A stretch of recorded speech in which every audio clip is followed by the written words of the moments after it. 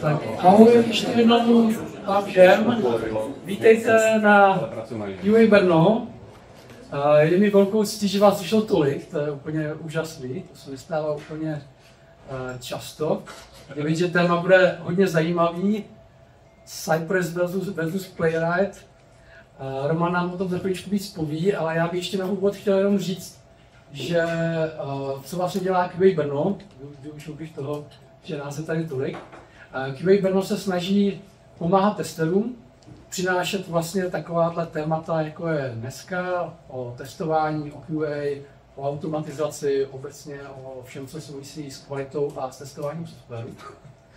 A my budeme moc rádi, kdybyste se chtěli třeba zapojit do komunity a pomoct nám s organizací, nebo máte nápad na nějaké téma, na nějakou přednášku, nemusíte být nic velkého, teďka bude super přednáška, ale můžete být něco menšího, klidně třeba jenom na 15 minut, tak určitě se mě ozvěte, nebo přijďte za mnou, nebo mi napište na radek@kitner.cz a můžeme se dál domluvit.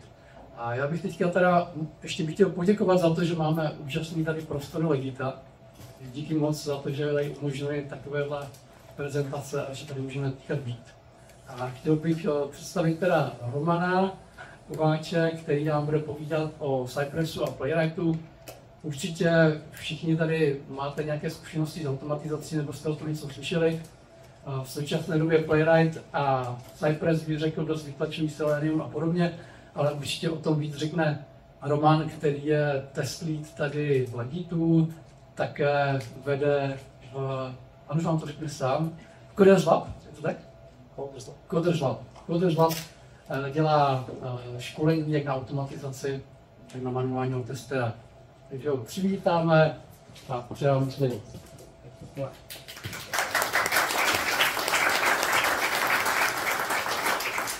Ešte raz ďakujem všetkým, že ste prišli. Fakt som to nečakal. Keď som videl tých 70 ľudí, tak počítal som, že tu budete tak 35, tak som aj tak prispôsobil tie stoličky. Ale je super vás vidieť v takom množstve. Ja na úvod by ma zaujímalo, ktoré to škaredé slovo sa vám páčilo viac a donútilo vás sem prísť. Či to bol ten Cypress alebo Playwright. Skúste mi zadvihnúť ruky, kto mal čest stretnúť sa s tým Cypressom. Celkom slušné. A kto mal čest sa stretnúť s Playwrightom. No, tie, celkom slušné. Dobrý, super. O čom bude vlastne prednáška? Tak prednáška bude o tom, keďže predpokladám, že nie každý z nás, ktorý tu sedí, je úplne človek, ktorý sa stretol automatizáciou, tak na úvod vysvetlím, čo je tá automatizácia, vlastne prečo sme začali automatizovať, nejaké princípy si tam prejdeme, ľahký úvod, zabere to nejaký čas. Potom si dáme prestávku, aby sme boli úplne fresh ready a potom sa vrhneme na Cypress. Keďže mojou hlavnou doménou je práve Cypress a veľmi som si ho obľúbil počas 2 rokov, implementoval som v tom veľmi veľa testov, ukážem vám rôzne cool techniky, ktoré to umožňuje a potom to porovnám práve s tým Cypressom, čo dokáže, s Playwrightom, čo dokáže Playwright robiť. A na záver mám takú krásnu štatistiku, ktorú som našiel na rôznych fórach, rôznych médiách, kde porovnávajú práve ostatní odborníci Playwright s Cypressom a na záver sa mi podarilo vybaviť jeden lístok na TestCrunch, tak si dáme krátku súťaž a jeden z vás práve dostane od nás lístok na TestCrunch, ktorý sa koná, myslím, že to je v marci, březnu, práve tu v Brne. OK, môžeme začať? Tak, automatizácia. Čo je to automatizované testovanie? Aby sme vedeli pochopiť princíp toho, čom sa vlastne budeme rozprávať, tak potrebujeme si vysvetliť, čo je to automatizované testovanie. Automatizované testovanie, aj keď veľa ľudí by sa mohlo so mnou hádať, je de facto programovanie, lepšie povedané skriptovanie. To znamená, ja ako automation tester pripravujem nejaké skripty v rôznom frameworku, v rôznom jazyku, môže to byť kľudne plain JavaScript, ktoré nejak interagujú s aplikáciou, ktorú testujem. To znamená s aplikáciou pod testami, alebo ináč povedané systém under test. Je to nejaký spôsob, kde ja vytvorím nejaký test skript, alebo nejaký kód, ktorý opakovane vykonáva nejaký sled krokov, ktorí vedú k nejakému výsledku. Robí to stále dookola, robí to konzistentne a dodáva mi konzistentné výsledky. Je to určitá pomôcka pre manuálny testing, tak ako môžeme odstrániť práve tú monotónnosť práce, pretože predpokladám, každý z nás zažil to, že bol manuálny tester a musel riešiť regresné testy. Komu sa páčia regresné testy? Je to pár ľudí, ktorí majú radi regresné testy? Obdivujem vás, ste dobrí. Takže je to jeden zo spôsobov, ako sa práve zbaviť týchto regresí, aby sme to fakt nemuseli robiť, pretože je to utrpenie. Toto nevie, príde na to. Tak, prečo vznikla práve tá potreba automatizácie? Tu je obrázok, to je vlastne GIF, ako vyzerá junior manuál tester, keď nastúpil do práce. Zoberie si notebook a proste búcha po tej klávesnici a dúfa, že rozbije tú aplikáciu, s ktorou sa hrá. A toto mu vydrží pár mesiacov, potom ho to fakt prestane baviť. Prečo vlastne vznikla potreba automatizácie? Je to rutinná práca, monotónnosť. Automatizované testy sú fakt efektívnejšie, nechcem to priznať, pretože sme ľudia, ale stroj je rýchlejší a lepší. A určite je tam taká tá potreba toho testa, toho človeka sa vyvíjať. Pretože keď sedím v práci a ja úprimne osobne nechcem robiť to, že vykonávam tú istú prácu do konca svojho života. Potrebujem rásť. Keď nerastiem, nudím sa, keď sa nudím, mením prácu. Ale podľa mňa úplne hlavný dôvod je to posledné, prečo automatizujeme, a to, že človek je fakt lenivé pohodlné hovedo. Ako to je fakt jediný dôvod, prečo automatizujem. Keby som nebol lenivý, tak to klikám manuálne.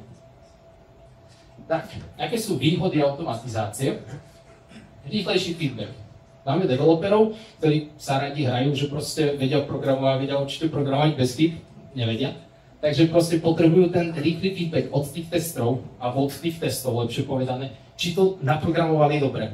Keď to dajú vlastne na manuálny testing, kým to manuálny tester celého testuje, tak to trvá nejaký čas, trvá to kľudne pol hodinu, hodinu. Je to oveľa dlhšie ako tie automatizované testy, ktoré to povedia už počas vývoja za 3 minúty. Opakovateľnosť. Opakovateľnosť znamená, ja si môžem tie testy pustiť koľkokrát chcem a overiť si, že sú deterministické a ten kód fakt funguje za každých, povedzme, x opakovaní, ktoré vlastne potrebujem vykonať. Ako som spomínal, regresné testovanie. Regresné testovanie je strašná bolesť, aspoň pre mňa, veľmi to nemám rád. Znamená opakovanie, každý release, opakovať tie isté testy, aby som fakt overil, že tá implementácia, ktorú developeri spravili, nerozbila nič v mojom source code. Ďalšia výhoda je to, že to je škálovateľnosť. Ukážem vás potom v rámci Cypressu, ako krásne dokážeme škálovať, keď využívame prasačiny Cypressu, ktoré nám umožňujú, ako ľahko sa dajú cez dáta tvoriť nové testy. A vlastne tak sa dá krásne škálovať množstvo testov, ktoré vytvoríme a tým vieme vytvárať väčší test coverage na našej aplikácie. Nákladová efektívnosť. Ako som spomínal, robot je fakt rýchlejší ako človek. To znamená, robot otestuje 200 000 testov v nejakej miere rýchlejšie ako jeden človek. To sa nedá. To znamená, ja keď si zaplatím stroj, kde mi beží 1 bilión testov versus musím zamestnávať 4 poschodia testerov, aby mi niečo otestovali, vždy si vyberiem ten stroj, pretože je to efektívnejšie a je to lacnejšie. Tak. Čo dokáže robiť automat a čo nedokáže robiť človek, je paralelné vykonávanie. Bohužiaľ máme iba 2 ruky, nemáme ich viac, aspoň ja nemám, takže neviem pracovať iba na jednom počítači. Ak by som mal viac rúk, tak možno by som dokázal obsluhovať viacero počítačov, dokázal by som paralelizovať, ale tak to fakt nedokážem.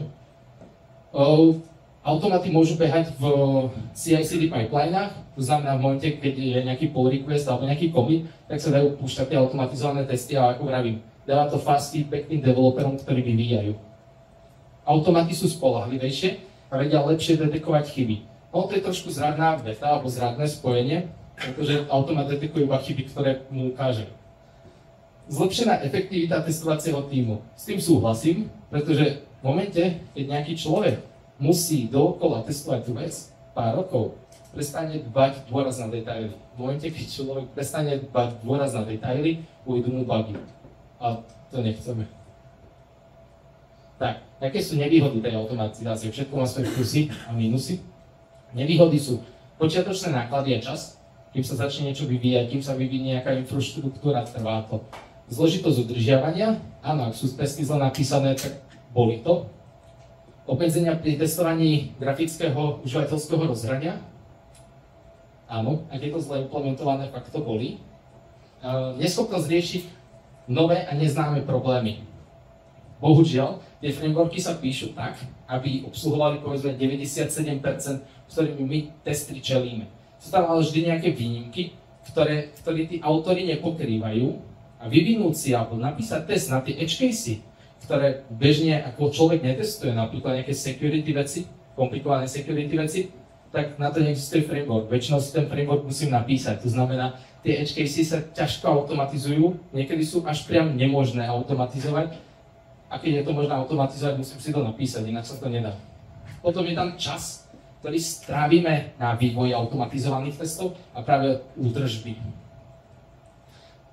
Je tam neschopnosť komplexného testovania. To znamená, v preklade, nedokážem testovať všetko. Pretože ak by som chcel otestovať všetko, tak to bude trvať nekonečný čas. Závislosť na odborníkoch na automatizáciu. Keď sa niekto už pohyboval v tej sfére, že najímal ľudí a potreboval ich zaplatiť, tak vie, že manual tester je o chlop lacnejší ako automation tester. A manual testerov je o chlop viac ako tých automation testerov, pretože keď človek prechádza z manual testera na automation testera, musí vedieť jednu vec a to je programové. Nie každému to ide rovnako dobre a občas to zvykne byť menší problém. Obrovský problém, ktorý máme pri automation testingu, sú falošné pozitíva a negatíva. Verím, že každý sa s tým stretol a každý s tým bojoval po svojom. Ukážeme si, ako to rieši napríklad Cypress. Nevýhoda automatu alebo stroju je to, že nedokáže zaručiť feedback človeka. Ja môžem napísať najlepší automat, ktorý kontroluje všetko, ale nikdy mi ten automat nedá ten feedback, ako sa reálne s tou aplikáciou pracuje. Znamená, že stroj nikdy nenahradí človeka, pretože človek má emócie, má city a dokáže prežívať nejaký ten život s tou aplikáciou. Ja keď môžem mať dokonalú aplikáciu, ale keď ja sa necítim dobre pri jej používaní, tak ju používať nebudem. Ona musí byť nielen pekná, ale musí byť aj užívateľsky privetivá. To je práve to, kde nám slúžia hlavne tí monolith testy. A hlavne automaty nepodporujú kreatívne testovanie. Väčšina automatov vychádza z test caseov, čo je dosť ľudné. A keď chceme písať ako automaty bez test caseov, tak potom good luck s ladením vlastne starých testov. Tak. Čo myslíte? Čo vidí automatizovaný test? Zdrojové stránky třeba. Vidí toto. Toto je presne to, čo vidí automat. Ja keď napíšem takýto hnusný kus kódu, tak zrazu vidí toto.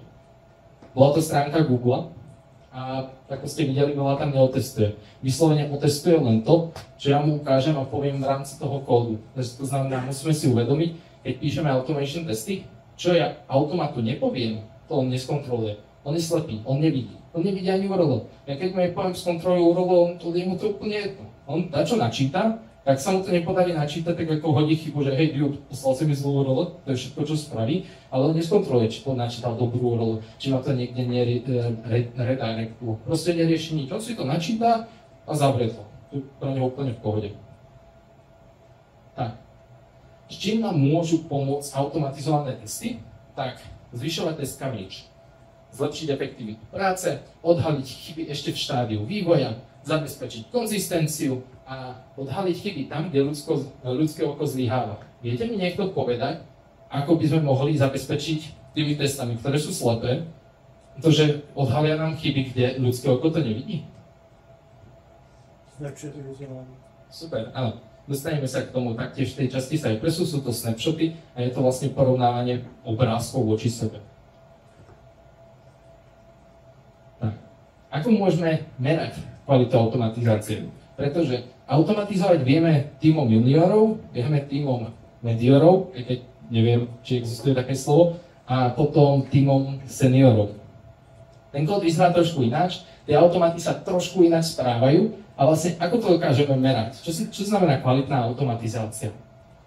Treba si v rámci firmy stanoviť to a sledovať čas, ktorý strávim na údržbe testov. Nie je úplne jedno, či pri údržbe testov potrebujem zmeniť jeden riadok kódu, jeden selektor, alebo potrebujem zahodiť test a napísať ho na novo. Potom, ako často dochádza k tomu, že vlastne v teste vznikla chyba. Väčšina testov padá na to, že sa zmení frontend. Alebo povedzme, zmení sa backend, aké dáta nám posielajú. Pri tom backende je to komplikované ošetriť, ale v rámci frontendu Tie bugy vznikajú na tom, že veľa juniornejších ľudí pracuje iba s tým, čo mu dá developer. Developer má absolútne v riti, ako ja budem písať automation testy. Ja si to musím pripraviť, ja mu to musím povedať, čo potrebujem od neho. On mi to tam ináč nedá. Zároveň ja používam jeho rôzne klasy, ktoré mi tam dá, nedaj Bože, dám ich tam viac, tak on určite za ten pol rok, keď pôjde prerábať nejakú komponentu alebo nejakú feature, tak buď triedu dodá, alebo triedu odobere, alebo triedu pozmení. V tom momente nezačnú padať automatizované testy. A je to len tým, že som sa rozhodol zvoliť nesprávny selektor. Potom, kvalitu automatizácie vieme zistiť tým, aký máme test coverage. Máme nejakú aplikáciu, a väčšinou to tak býva vo firmách, fakt neviem prečo, snažím sa to pochopiť, že QA príde ako posledné. Je tam všetko, ale QA príde ako posledné a kvalitu automatizácie zistíme, keď začneme sa miešať a porovnávať, povedzme, akú časť kódu dokážeme pokryť tými automatizovanými testami, tak zistíme, aký máme test coverage. To znamená, akú časť toho source code pokrývame nejakými testami. Či na úrovni unit testov, ktoré by si mali písať developeri, alebo môžu to písať QA, ale nemali, respektíve, hard to say, depends. A máme tam rôzne systémové testovanie, integračné testovanie a tak ďalej. Keď ich pustíme, existujú tooly, napríklad v Playwrighte, ktoré nám povedia, akú časť source code máme vlastne pokrytú. Potom ďalší faktor kvality automatizácie je to, ako dlho nám tie automatizované testy bežia. V automatoch, ako som spomínal, existuje paralelizácia. Ak to človek nevyužíva, tak napíše 200 000 testov a bežia 4 mesiace. Cool. Ak vypustím testy a dostanem výsledky za 4 mesiace, tak myslím, že tá aplikácia trošku za tie 4 mesiace vyrastie. Tam potrebuje nastať paralelizácia a tie testy musím rozdeliť na viacero virtuálnych strojov, kde mi tie testy bežia, aby proste som dostal výsledok v nejakej rozumnej hodine a nešiel na dni. Keď je to dní, tak to bolí, tie výsledky nie sú úplne presné. A potom zároveň, ešte posledný taký bod, ktorý by som rád podotkol, je to, ako dlho trvá vytvoriť automatizovaný test. Ak si ukážeme, ak nepoužívame good principles v rámci vytvárania automatizovaných testov, tak vytváranie automatu môže trvať hodiny.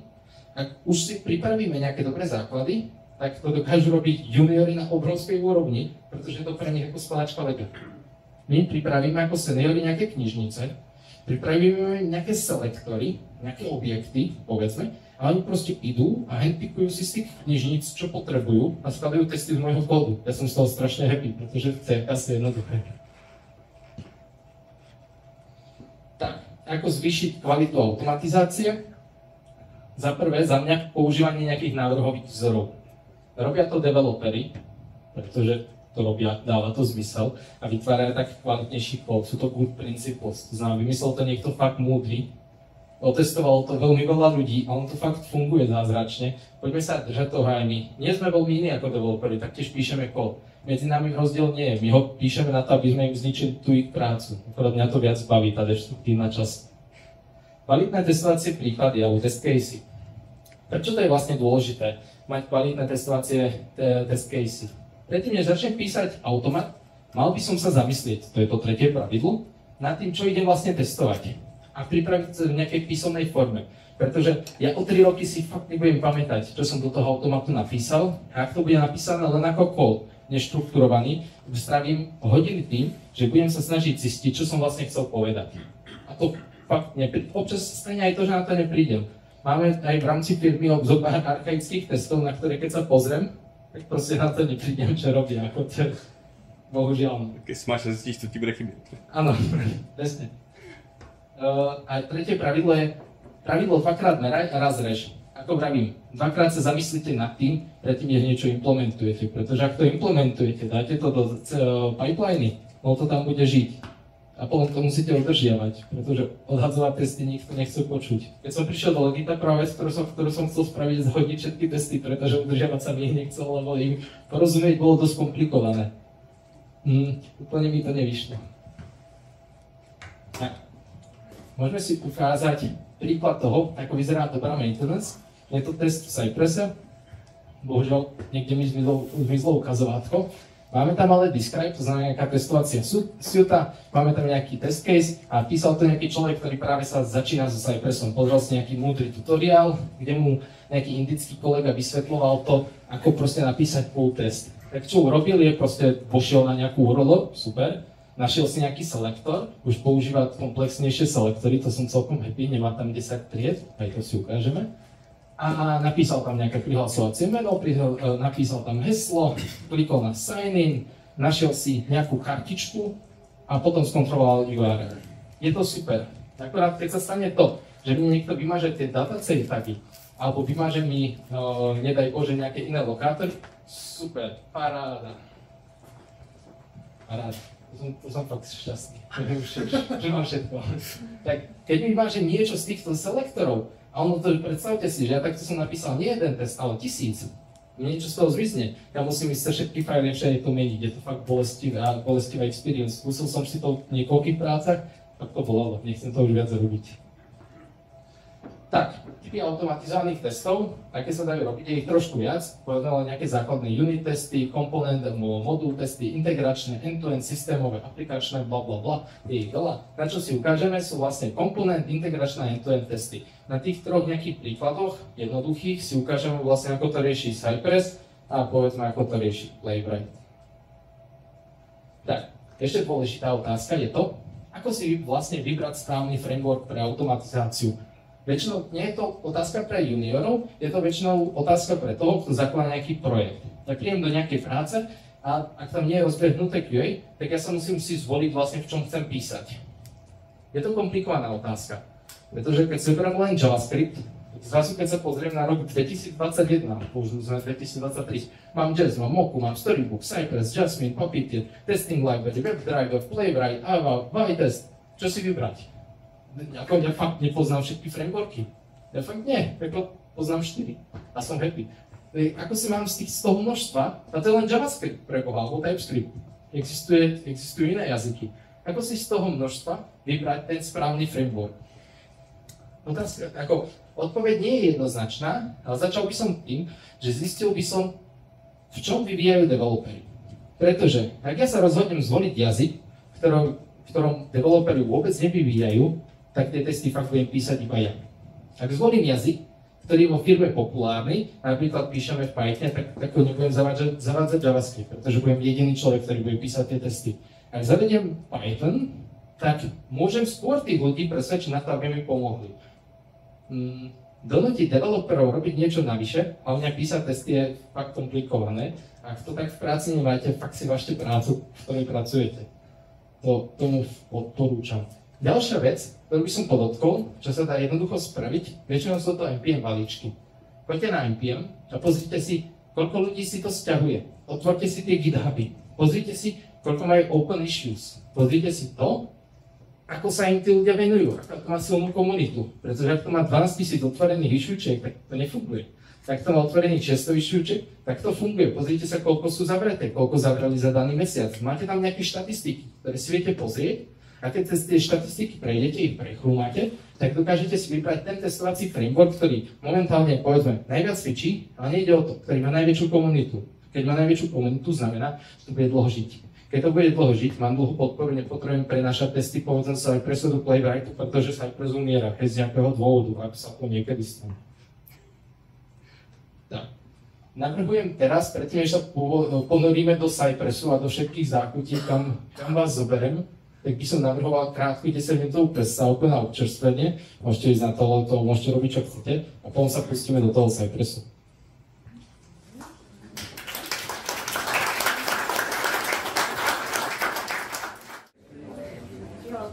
Tak,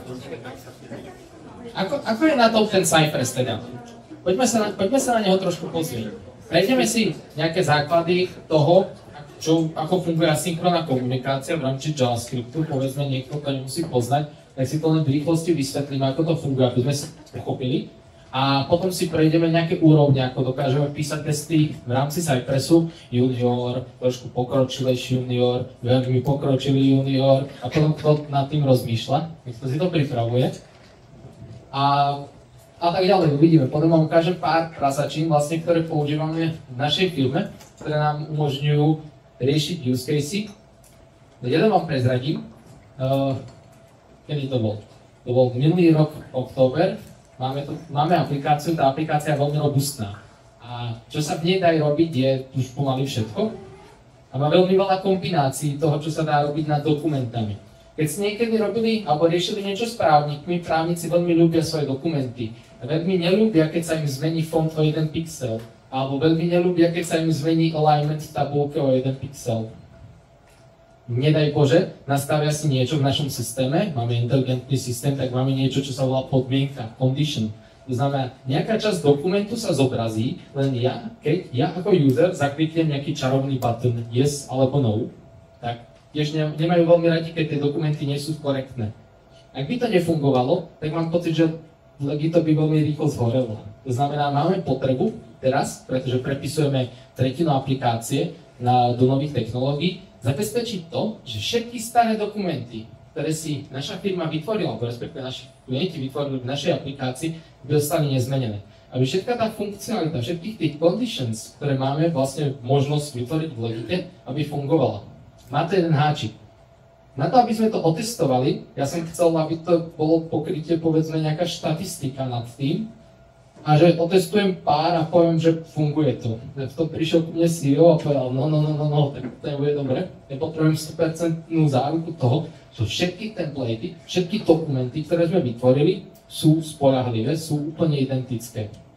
Tak potom mi to nejak vyčíslil, ja som si za to sadol, začal som počítať a za 4 mesiace sme mali spraviť 1,5 milióna testov v 3 ľuďoch.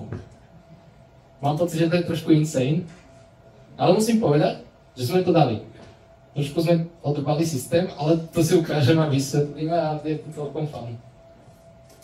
Den měl 72 hodin, nebo něco takového? Nie, práve pekne, osmičky, občas tam bola nejaká tá 12 moja, ale ináč úplne v pohode. To znamená, aby sme mohli písať testy v Cypresse, potrebujeme selektory. Toto krásne, čo vidíte vlastne na slajde, nemusíte to čítať, je to nepodstatné. Je to nejaká stránka, predpokladám niečo z Legita, a niečo, je to z Legita, a volá sa to Document Object Model. To znamená nejaká reprezentácia HTML kódu v našom browseri, čo vlastne vidíme. Na to, aby sme vedeli pracovať s nejakým elementom, povedzme s nejakým elementom s týmto divom, máme nejaké selektory, nejaké triedy, špeciálne selektory, ktoré my si tam dáme, aby sme si ich vedeli ten element v rámci stránky vybrať a vedeli potom s ním ďalej pracovať.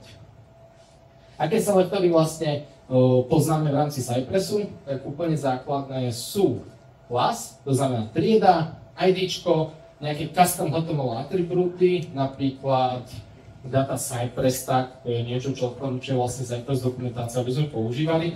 A potom nejaké tagy na úrovni HTML, to znamená, že tam na drzáka hodím Ačko ako nejaký odkaz, hodím si tam Pčko ako paragraf a jednotku a tak ďalej. Existujú krásne metódy, ktoré nám aj napriek takej prasačine, že tam hážem Ačko, kde ich môže mať 100, dokážu fakt špecifikovať a úzko nájsť práve len tie, čo potrebujú. Tak, čo je to promise? Keď príde mi nejaký junior do práce a mi povie, že sa stretol s JavaScriptom, tak som veľmi rád. Veľmi rád sa pýtam na pohovor, nech mi vysvetlí, čo je promise, pretože na tom dokážeme rýchlo zistiť, či ten človek tomu rozumie alebo nerozumie. Tak aby sme si to len nejak upresnili alebo v jednoduchosti povedali, aby sme to nemuseli komplikovane vysvetľať, promise je prísľub. Prísľub, že niečo urobím a niečo dodám. To znamená, vykonám akciu a dám ti vedieť, ako dopadlo. Promise môže mať 3 stavy. Prvý stav je pending, to znamená, ja to ešte neviem, ešte stále pracujem, stále vyhodnocujem, stále počítam. A potom máme stav fulfilled a rejected. Fulfilled znamená, úspešne som urobil to, čo si odo mňa chcel. Rejected, sorry kámo, nepodarilo sa mi to. To sú 3 základné stavy, nad ktorými vlastne pracujeme a bude to dôležité pozdejšie. Tak, čo je async await? Toto potrebujeme k tomu, aby sme pochopili trošku aj Cypress, ale hlavne Playwright. To znamená, našiel som si na internete fakt cool spôsob, ako to vysvetliť, pretože je to blbá téma na vysvetľovanie. Tak, ale poďme si to vyskúšať vysvetliť na morning routine. Tak. Predtým, než ideme do práce, do ktorej chodíme povedzme na 8, ako niekto na 8 gratulujem, ja to nedávam, tak potrebujeme vstať a robiť niečo, nejakú klasickú morning routine. Tak, povedzme, naša rutina je osprchovať sa, nájsť sa, obliecť sa, naliečiť sa a prečítať si noviny. Tak, a môžeme si vybrať. Buď to urobíme presne po porade, alebo to proste vykonáme v nejakom poradí, na ktorom nám nezáleží. Máme rozdiel medzi synchronným a asynchronným kódom. My si vyberme ten asynchronný, pretože máme TypeScript a JavaScript. A už máme problém. Ak to nejak neriešime, tak sa dostaneme do stavu, kedy sa najprv oblečieme a potom ideme do sprchy. To nechceme, to nefunguje. Boli by sme mokrí v práci, alebo von. Niekomu to môže vadiť. To znamená, čo si musíme uvedomiť v rámci testovania, fakt na poradí tom, ako vykonávam akcie, záleží. Ako to zabezpečíme? Je to, že si, keď vytvárame nejakú funkciu, tak pred ňou napíšeme kľúčové slovíčko async. To nám praví, že dávaj pozor, táto funkcia sa bude vykonávať nejaký čas a po nejakom čase ti vráti nejaký promis alebo výsledok promisu, to znamená prísľub, že ti odpovie, či sa mu podarilo alebo nepodarilo vykonať tú danú akciu. Takto vyzerá kód, nemusíte ho čítať, v podstate je to ten istý kód, akorát pre tie metódy, keď ich volám v rámci kódu, používam druhé kľúčové slovíčko, ktoré sa volá await, a ono slúži k tomu, aby ten kód vedel, že predtým, než sa pustí do vykonávania ďalšieho riadku, má počkať na výsledok danej operácie. Dá sa to handlovať, dá sa tam napísať zaujímavé slovíčka, ale to si vysvetlíme pozdejšie. Tak. Opäť ukazujeme len to, ako má vyzerať správny kód toho, keď chceme zabezpečiť, aby ten kód v rámci asynchronného kódu fungoval po poradí a čakal na jednotlivé výsledky. A ako to vlastne vyzerá na takom peknom grafe, tak vlastne môžeme sa na to pozrieť. Znamená, idem do sprchy, prejde nejaký čas, vyjdem z tej sprchy. Ak sa mi to podarilo, že som ju úspešne dokončil, čo by sa malo, tak si idem spraviť kávu. A opäť, trvá to nejaký čas, kým ju vypijem, potom sa idem obliecť, potom to trvá nejaký čas. V momente, ak by sa mi napríklad podarilo obliecť, ale už by sa mi nepodarilo dokončiť akciu naličenia sa napríklad do šielny rúž, tak zlyhám a vlastne dám o tom informáciu, kečnem si tú chybu a vlastne vypíšem ju. To znamená, nepokračujem ďalej, pretože ja som zlyhal, nemôžem pokračovať ďalej, pretože spôsobím chybu. Tak.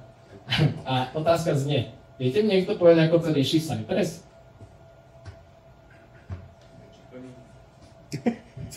It's fucking magic. Bohužiaľ, Cypress je framework, ktorý sa rozhodol to, ako rieši asynchrónnu komunikáciu, zamknúť a neukázať svetu. Ako dá sa to na základe grafov a umelého rozhodnutí z grafov, ktoré vlastne Cypress robí, vyčítať, ale úplná podstata toho je trošku zamknutá a neviditeľná pre userov. Máme tu taký krásny, hnusný kód, ktorý robí veľa vecí a väčšinou iba niečo vypisuje, aby sme si pochopili to, aká mágia je Cypress. Máme tu deklarovanú nejakú premenu, ktorá má text sum string, nie je to podstatné. Máme tu konzolu, to znamená, keď idem za radom, pretože kód, keď sa kompiluje z vrchu na dol, tak máme premenu, super, zapísal som si ju niekde do pamäte. Vypíšem kód. Zavolám funkciu Cypress Logger. Čo je Cypress Logger? Keď sa niekto stretol so Cypress komandami, prídeme na to, že sme si vytvorili nejakú asynchronnú funkciu, ktorá niečo robí. To znamená, Cypress Logger sa aktivuje, zistí, že je asynchronný a zapíše sa do nejakého stacku, z ktorého budeme ako ďalej čítať. Ideme ďalej, je tu deklarovaná funkcia a nič viac nerobí. Ideme ďalej, je tu random funkcia, uložím si, že keď mi niekto zavolá random function, tak viem, že mám vypísať nejakú message, ktorú tam vložím. Potom tu máme nejaký Cypress get príkaz, ktorý kontroluje nejaké IDčko niekde na stránke. Tak čo urobí? Opäť je to asynchronná komunikácia, pretože je tam kľúčové slovíčko sci a schovám si to do stacku toho asynchronného, môžeme si tu kresliť ako zásobník. Máme tu ďalší log. Ten log mi opäť vypíše do konzolu proste nejaký simple logger. Potom zavolám funkciu random function. Čo sa urobí? Opäť, najprv sa vypíše ten random function. Potom tu máme čarovné slovíčko Cypress wrap. Je to Cypress wrap, ktorý urobí to, že zavolá funkciu Cypress logger a random function. Keďže to je zabalené v Cypress balíčku alebo v nejakom wrapperi, čo to urobí? Uloží aj Cypress logger, aj random function do nejakého stacku, ale kvôli tomu, že random function je klasický logger, tak čo urobí? Pošle tú random function na vrch toho stacku. Pokračujeme ďalej. A zavoláme si nejaký get ďalší within, to znamená v rámci nejakého objektu, ktorý sme si getli a vykusneme si len do časť toho daného objektu, s ktorým pracujeme. Zavoláme si expect funkciu nad Tu si môžete pozrieť, aký dátový typ sme dostali. Dostali sme jQuery, kto pozná jQuery, vie, že to je synchronné a vzniká problém. Pretože, čo robím, je opäť najprv sa mi vyhodnotí tento nezmyselný výraz a opäť ho mám v konzoli, alebo proste niekde vyhodnotený, keď si ho viem vytiahnuť v rámci Cypress debuggeru. Potom funguje tá istá metóda, akurát opäť, čo som urobil, je to, že ten objekt, s ktorým som chcel pracovať v rámci Wi-Fi, som si vrepol do nejakého Cypress wrapperu a zrazu tá funkcia asynchrona a pridáva sa na spodok toho zásobníka. Potom tu máme len deklaráciu nejakej metódy, ktorá sa volá logger, ktorá je asynchroná, pretože sme to pridali do Cypress komandov a už sme prešli celý konečný kód. Konečne sa nám asynky vyhodnotili a iba za radom sa nám vypíšu do konzole. Takto krásne funguje Cypress, čo sa týka asynchronnej komunikácie. Aby to nebolo dosť komplikované, môžem si to ukázať na ťažších príkladoch, ale to by som nechal na pivo. Tak, ako začať s tým Cypressom? Som manual tester a už ma to nebaví, chcel by som pokročiť na novú metu, chcel by som sa stať automation testerom. Čo musím spraviť je základ, ja vám to popíšem slovne, ak vás to reálne zaujíma, prosím, otvorte si YouTube a dajte si tam how to start with Cypress. Ak to nebude int, tak to bude práve niekto z Cypressu a pravdepodobne bude int, to vám to vysvetlí, ako funguje. V podstate potrebujete nejaký node, nejakej verzie, potrebujete mať nejaký terminál. Vo Windowse odporúčam, prosím, používajte Git Bash, alebo nepoužívajte Windows a používajte Linux alebo macOS, je to lepšie a váš život bude jednoduchší.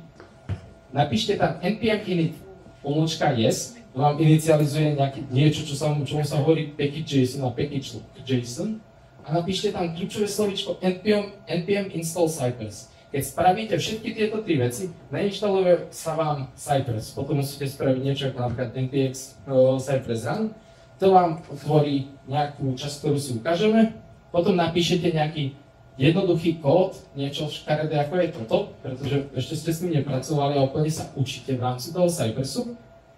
Vám sa otvorí takáto časť. Tomuto sa hovorí Cypress aplikácia. To znamená, tu je zoznam všetkých testov, ktoré ja ako človek som napísal. Keď ešte ste s tým nezačali a vytvárate nový projekt, tak vlastne vám to vytvorí nejaké examply, ktoré chce od vás, vlastne Cypress vám snaží sa ukázať, ako by Cypress spoločnosť chcela od vás, aby ste implementovali kód. Moja otázka znie, sú tu ľudia, ktorí pracujú so Cypressom, alebo sa s ním stretli. Držal sa niekto tých pravidel, ktoré Cypress tako povedal, že prosím, píšte takto kód? Dobre, s toho si chcem pokecať, ma strašne zaujíma, prečo to tak je. Tak, máme tu nejaké testy, ktoré po kliknutí nejaký test sa niečo spustí, niečo sa nám ukáže. Spustí sa test, spustí sa náš kód, ktorý tam vlastne máme a ono to niečo robí a my úžasno to sledujeme vlastne, čo sa nám automatizuje v rámci nášho browseru. Ak to nechceme vidieť, tak tam existuje možnosť spustiť to iba v konzole, vykonáva sa to bez toho, aby sme to videli, ale ja osobne mám rád, keď vidím niečo, čo robím v tej práci. Ako keď sa pozerám iba na nejakú pipeline, ak mi tam skáču proste zelené alebo x-ka, tak nemám taký ten pocit, že som niečo korektne urobil. V rámci API testov sa na to blbo pozerá, to znamená, ako pozerať sa na UI API to nejde, ale to je trošku iný príbeh. Tak, čo nám ponúka Cypress pre začínajúcich ľudí, je niečo, čomu sa hovorí Cypress Playground. Keď si zapnete aplikáciu v nejakom developerskom móde, kde vidíte vlastne, čo vyvíjate, alebo otvoríte si nejakú webovku v rámci Cypressu, tak vám zobrazí takúto ikonku, na ktorú keď kliknete, funguje to ako klasický lokátor pri práci v DevTools pri browseroch. A nadídete na nejaký element, áno, vám to tu hore nájde na cestu, nejaký povedzme XPath, alebo vám tam hodí selektory, po ktorým sa dostanete k tomu, že nájdete práve ten element, ktorý chcete v rámci jednej stránky. Je to fakt cool, ale má to jedno ale. Prosím, nikdy to nepoužívajte. Ono to generuje fakt hovna, ako ono to nedokáže fungovať korektne. Ono na to, aby mi povedal, že to má dataC tak a má to text, na základe ktorého to viem vyhľadať, mi to povie, že to je tretí child, má to fakt ten dataC tak a má to ešte nejakú ďalšiu triedu. A keď mi toto niekto použije ako selektor, tak bude trvať tak asi 5 sekúnd, kým sa ten kód rozpadne a ja ho budem musieť opravovať. Fakt to je zlé a Cypress to neurobil vôbec dobre. Tak, ako vyzerá Cypress debugging? Ja tu mám krásne vec, že show debug. akorát bohužiaľ ja som jablčkár a jablčko nenapojím na data projektor a kolega nemá rozbehaný Cypress, tak vám to ukážem vo fotkách.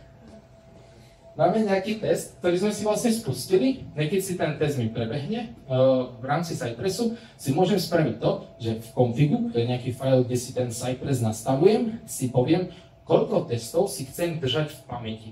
To znamená, nastavím si hodnotu 5. To znamená, že keď ja pustím 5 itov, ktoré to je test caseov, ktoré mi vlastne prejdú, tak ten Cypress ich zapamätá a ja som schopný ich otvoriť a takto vizuálne prechádzať a pozerať sa, čo sa v rámci toho testu dialo, kde klikal a kde akú hodnotu, aká akcia bola vykonaná.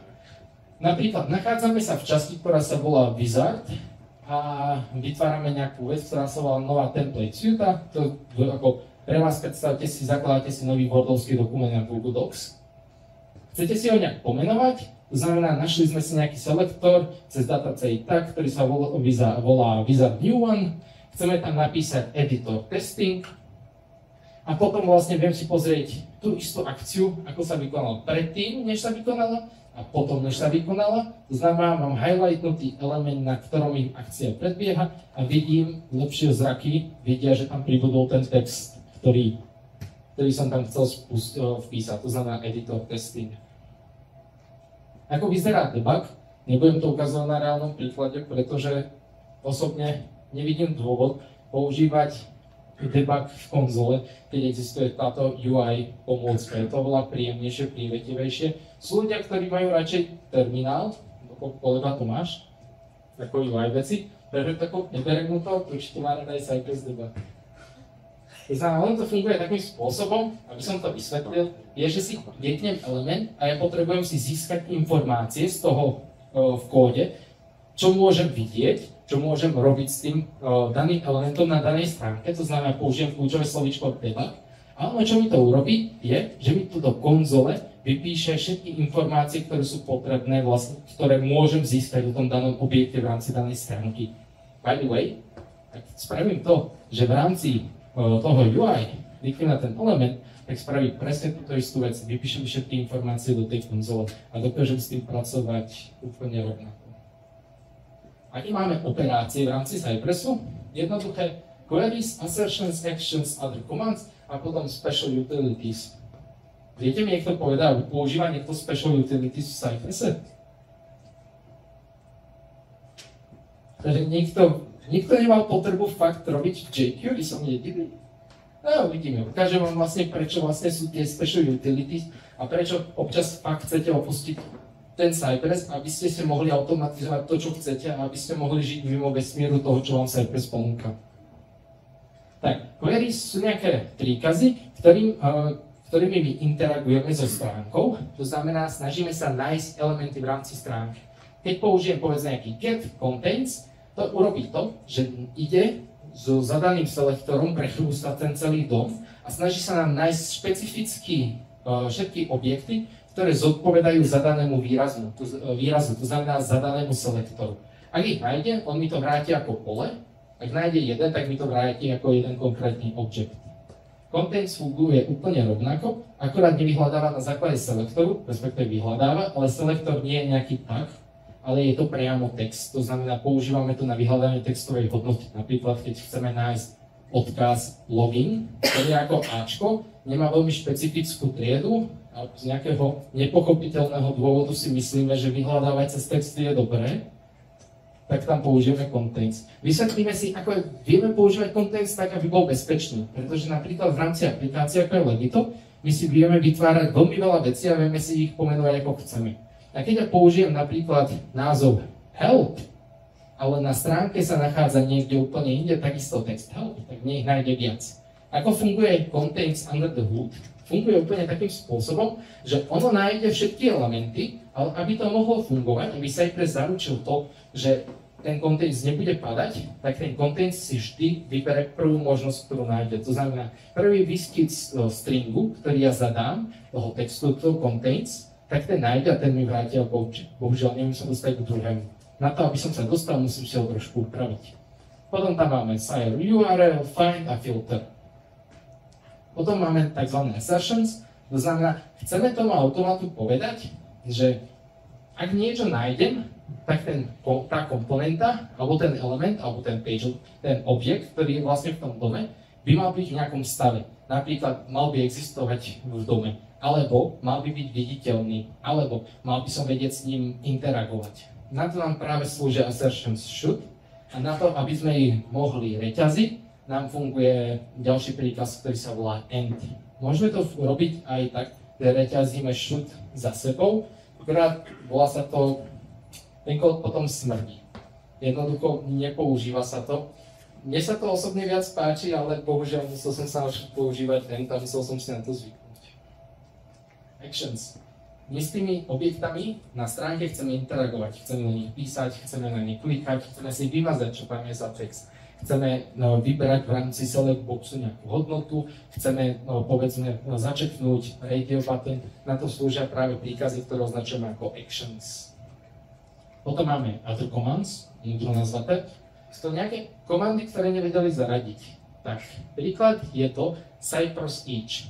Keď máme tu nejakých ľudí, ktorí sa trošku vyznajú do kódu, tak je to v podstate for each plus. To znamená, ja si getnem nejaký, cez get použijem, vráti sa mi pole elementov a ja chcem ísť cez všetky elementy, ktoré sa mi nachádzajú, alebo ktoré mi vrátil Cypress get a robiť nad nimi akciu. Napríklad skontrolovať, že existujú.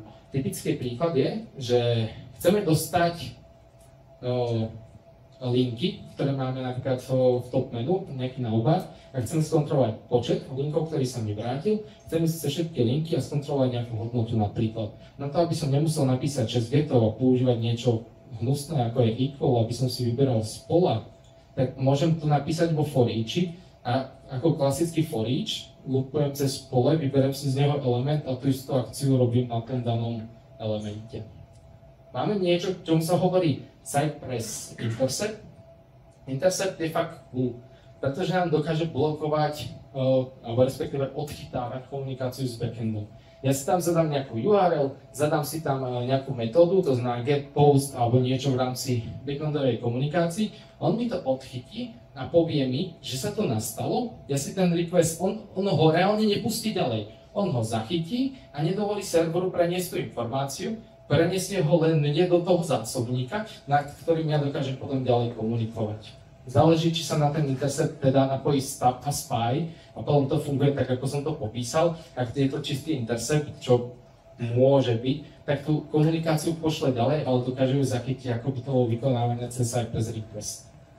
Príkaz Cypress visit funguje na to, aby som sa vedel dostať na nejakú URL. Cypress wrap je wrapper, ktorý sme si vlastne ukazovali a to obaluje napríklad jQuery vrstvom Cypressu a Cypress within funguje tak, že ak si getnem nejaký element a potrebujem sa zamerať len na kód, ktorý sa nachádza v rámci elementu, blbý príklad je, zoberiem si body, ktoré je všade a chcem kontrolovať len niečo, čo sa nachádza v rámci body stránky, tak použijem within a potom už len pracujem v kóde, ktorý sa nachádza v body. V momente, ak by som sa chcel dostať mimo body, čo basically je úplne zbytočné, tak by mi to spadlo, že ten objekt neexistuje.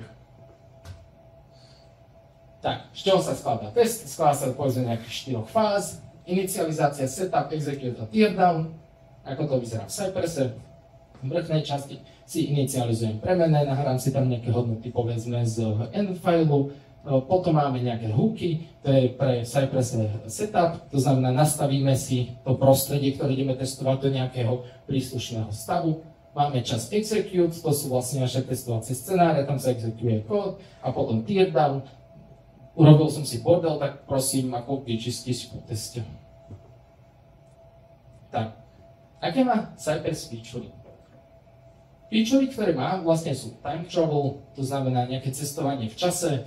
To je v rámci toho debuggingu, to znamená, keď máme zobrazený kód, tak ja si viem prechádzať cez tie jednotlivé testy a viem sa teleportovať v čase, ako sa tie kroky exekuovali, viem si pozerať stav pred vykonaním, po vykonaní, vieme to debugovať, mať automatický waiting. Zaujíma ma, v ktorej verzii Cypressu automatic waiting reálne začal fungovať. Viete to niekto? Nikdy. Zlá odpoveď, ani 6 to nie je. Ináč povedané, Nie je to úplne prednáška, ak som bol rád, keby ste sa viac zapájali. Ak máte nejaký dotaz, nečakajte na otázky, nemám tam ani jeden slide, nedám vám priestor na otázky. To znamená, ak sa chcete niečo opýtať, ruka hore, kolega dojde s mikrofónom, dáva mikrofón a môže pokračovať a konverzovať. Bol by som rád, keby to bolo radšej tak, ako na konci na mňa asi pejte veľa dotazov a ja si nebudem povedať, čo som povedal. To znamená, ak máte nejakú otázku, prosím, rovno sa pýtajte. Čo sa týka tej verzii, keď to začalo fungovať, tak je to Cypress 12. Ukážeme si vlastne prečo. A vysvetlíme si to radšej aj na konkrétnom príklade. Ďalšia feature, ktorú zaviedli, je test replay, cross-browser testing, flake detection, aj kopec ďalej, prejdeme si ich postupne. Takže, jedna z feature, ktorú vlastne zaviedli, je cross-origin. Nejaký use case, to znamená, chceme testovať to, že vieme sa prihlásiť cez, povedzme, cez Google alebo cez Apple do našej aplikácie. To znamená, nejdeme si vytvárať nejaký nový účet, ale proste prepojíme si s našimi účtami. Čo sa deje v rámci testu je to, že ak ostávam na tej istej adrese alebo na tom istom serveri, tak ten visit viem použiť viackrát. Je to úplne v pohode, ničomu to nevadí, funguje to. Nám, ak sa zmení doména, nastáva problém. Cypress do verzie 12 alebo 13, už to úplne nepamätám, jedna z nich, zaviedlo funkciu, ktorá sa volá Cypress Origin a to nám dovolí meniť doménu na to, aby som dokázal pracovať aj s elementami, ktoré sa nachádzajú nie na pôvodnej doméne, na ktorej som začal. Test som začal na example Cypress.io, ale z nejakého dôvodu, napríklad v kliknutí na ten button, ktorý má redirektne niekde do Google, aby som sa autorizoval, sa mi zmení adresa, kde sa nachádzam a tam by nastal ten problém. Ale čo ja urobím, poviem tomu Cypressu, že je to úplne v pohode, mením origin, kde som začal, ale nepanikár, chcem od teba, aby si urobil nejaký sled krokov a keď ich dorobíš, tak kľudne tú stránku zavri a pokračuj na tej pôvodnej, na ktorej sme začali. Je to spôsob, vlastne, ktorý nám umožní práve komunikovať alebo pracovať s viacerými stránkami v rámci jedného testu. Tak, test isolation. Toto fakt bolo. Tak, je to feature, ktorou sa snažil Cypress zaviesť dobré praktiky do programovania v Cypresse. Je to spôsob, ako donútiť všetkých užívateľov, ktorí si nechajú túto feature zapnutú, to, že každý id musí byť úplne osamostatnený. Čo to znamená? Ja neviem programovať v Cypresse, čo sa stane, že sa musím v každom ite prihlasovať. Pretože mne vymaže úplne všetku pamäť. Je to proste hard reset browseru. Reštartnete počítač. Myslíte si, že test isolation robí to, že pri každom teste vám vypne a zapne počítač obrazne. No čo to robí Command Shift, myslím v browseri a vymaže to cache. To znamená, máme testy A, kde sa robia nejaké cool veci, máme test B, kde sa robia nejaké iné zaujímavé veci a máme nejakú premenu random text. Čo robí, je to, že idem do nejakého selectu, invoknem si hodnotu z daného elementu a potom, čo robím, je to, že sa snažím mu povedať, že očakávam, že tá hodnota je option 1 a keď je option 1, tak potom chcem, aby mi tú premenu zapísal do premennej random value. Očakával by som to, že mi to tam zapíše a mi to tam ostane, ako keby som nejak programoval, očakával by som, že to bude fungovať. V teste B, čo chcem spraviť, je to, že kliknem na button, potom, keď kliknem na button, tak chcem porovnať, či tá random hodnota, tá hodnota z tej premenej random value sa rovná hodnote option 1, to je hodnota, ktorú som si zapísal v tom predchádzajúcom teste. A ak áno, tak chcem pokračovať nejakým ďalším testom. Ak nie, tak si vypíšem akože prečo to nefunguje. Na určité prekvapenie je to, že ono, ak to funguje v rámci Cypress Under the Hood, tak funguje tak, že ono to tam zapíše, ale kvôli tomu, že to je izolovanosť, tak ono tú operáciu vykoná iba dočasne a ono to všetko zmaže. Po vykonaní tej Cypress akcii, Cypress sa rozhodne proste všetky akcie, ktoré sú v rámci testu, sa prihadzovania do premeny, ktoré sa nachádzajú úplne mimo tela cyklu, ja zahodím a proste budeš tam na tú defaultnú hodnotu. Nie je to good practice. Tak. Čo robí vlastne test isolation? Máže aliasy, máže clock mocks, intercepty, spice, stops, viewport changes, unmountuje narendrované komponenty, ktoré sú vystavené under test v rámci komponent testov, kompletne máže cookiesky, kompletne máže local storage a session storage. A taktiež iné akcie, ktoré vlastne v teste spravím. Moja obľúbená chyba v rámci Cypressu, verím, že každý sa s ňou stretol, je to, že Cypress nevie nájsť element. Ako funguje Cypress v rámci domu, je to, že on keď ide getovať nejaký element, to znamená získať nejaký element v rámci tej štruktúry dom, on si spraví tzv. Snapshot. On si uloží aktuálny stav, ako ten dom vyzerá. Bohužiaľ, v dnešnej dobe máme niečo, čo sa hovorí latte, PHP, ktoré niekedy bolo. Momentálne máme dynamické JavaScriptové alebo TypeScriptové frameworky. Čo oni radi robia? Oni radi zoberú nejakú komponentu, vyrendrujú a keď ju nepotrebujú, ľudia vymažú z toho domu, pretože je tam zbytočná a tá stránka sa dlhšie načítava. Na to Cypress nebol nikdy stavený a veľmi dlho im trvalo, kým to fixli a fungovalo to tak, že bol ten snapshot, to znamená, nezmizla komponenta, napríklad najčastejší problém bol s modálmi, keď kliknem niekde na mňa vyskočí nejaký login modál alebo niečo. Ak som tam nedával nejaké weighty, ktoré ja som si tam dodal, tak ten test padal na tom, na hláške element is detached from the DOM. To znamená, v mojom snapshote, ktorý som si urobil v čase A, ten element neexistuje. Potom som nútený používať niečo také, čom sa hovorí implicitný wait, no to fakt nie je pekné v tých testoch, no to nevyzerá dobre a tie testy sú zbytočne dlhé. Ale Cypress nám to vyriešil. Ako vravím, nejaký modál, klikneme povedzme na button edit document a mne sa zobrazí tento modál. Ak to napíšem Cypress 10, bez toho by som použil wait, test mi failuje, ak to napíšem Cypress 13, zázračne mi to funguje. Máme nejaký príklad, example template suite, prihlásime sa. Čo robíme je to, že klikneme na create model a chceme zistiť, či model existuje v dome. Ak to pustíme v Cypress 10, ako vravím, failuje to. Ak to pustíme v Cypress 13, tak to funguje. Prečo to funguje? Je to, že Cypress 13 trošku už je inteligentnejšia, trošku sa pochlapila a čo dokáže je vytvoriť si nový snapshot. To je niečo, čo ako dlho nedokázala. To znamená, ja ak failnem a mne sa nepodarí v prvom snapshote nájsť element, ktorý chcem, tak je dosť možné, že tá stránka sa zmenila. Čo spravím, je, že ja si spravím nový snapshot a skúsim vyhľadať v danom snapshote ten daný element. Mne sa to stále nepodarilo, OK? Tak čo spravím? Vytvorím si tretí snapshot. Skúsim sa pozrieť na to tretíkrát. Ak tam tretíkrát nie je, poviem, element to neexistuje, proste je tam chyba, alebo ho nájdem. Takže dokážem pracovať už aj s dynamickými časťami, ako je povedzme dynamické komponenty, alebo dynamické veci, ako sú modály, to znamená niečo, čo nám pribúda do toho domu. Tak, test replay. Toto je osobne jedna z mojich obľúbených feature, bohužiaľ má jedno ale, to si poviem trošku pozdejšie. Je to feature, ktorú predstavili v rámci Cypress 13 a je to to, že ak ste vlastní užívateľia, ktorí majú vec, ktorá sa volá Cypress Cloud a v tom cloude vám bežia testy. Haló, super. Nemôžem stlačiť gombíky. Tak, keď vám tie testy bežia v rámci cloudu, oni občas spadnú, občas sa to stane.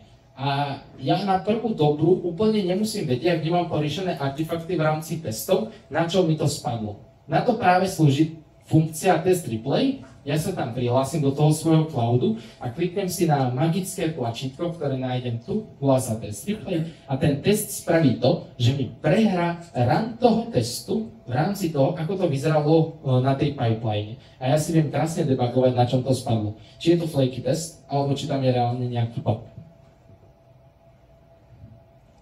Vyzerá to takto nejak. Keď sa stlačí ten gombík, nám to ukáže video, ktoré sa prehráva, ako prebiehal ten test, vypisuje nám to jednotlivé veci, ktoré sa diali, nejaké interakcie a vypisuje nám to aj komunikáciu z networku. Jenom v cloudu. Jo. Tak. Ďalšie nejaké featurey, ktoré oni pridávajú v tento rok, alebo respektíve chválili sa tým, je konečne podpora multitap, automation flag detection, visual diff, accessibility score, interactive coverage, branch review, burning. Osobne si nemyslím, že Range Review a Burn-in sú úplne zaujímavé, ale pozrieme sa na niektoré z nich. Burn-in? Je to tak zaujímavé, že som úplne zabudol, čo tam robí.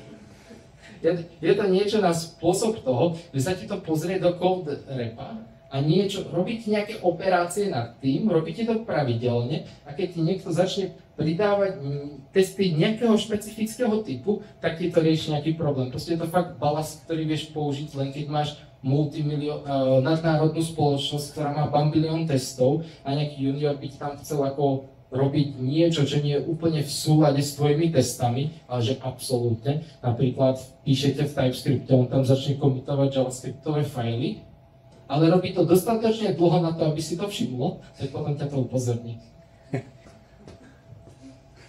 JavaScript je TypeScript, no? Nie. Nie. Fakt nie a nie. A nie. Automation Flag Detection. A nie.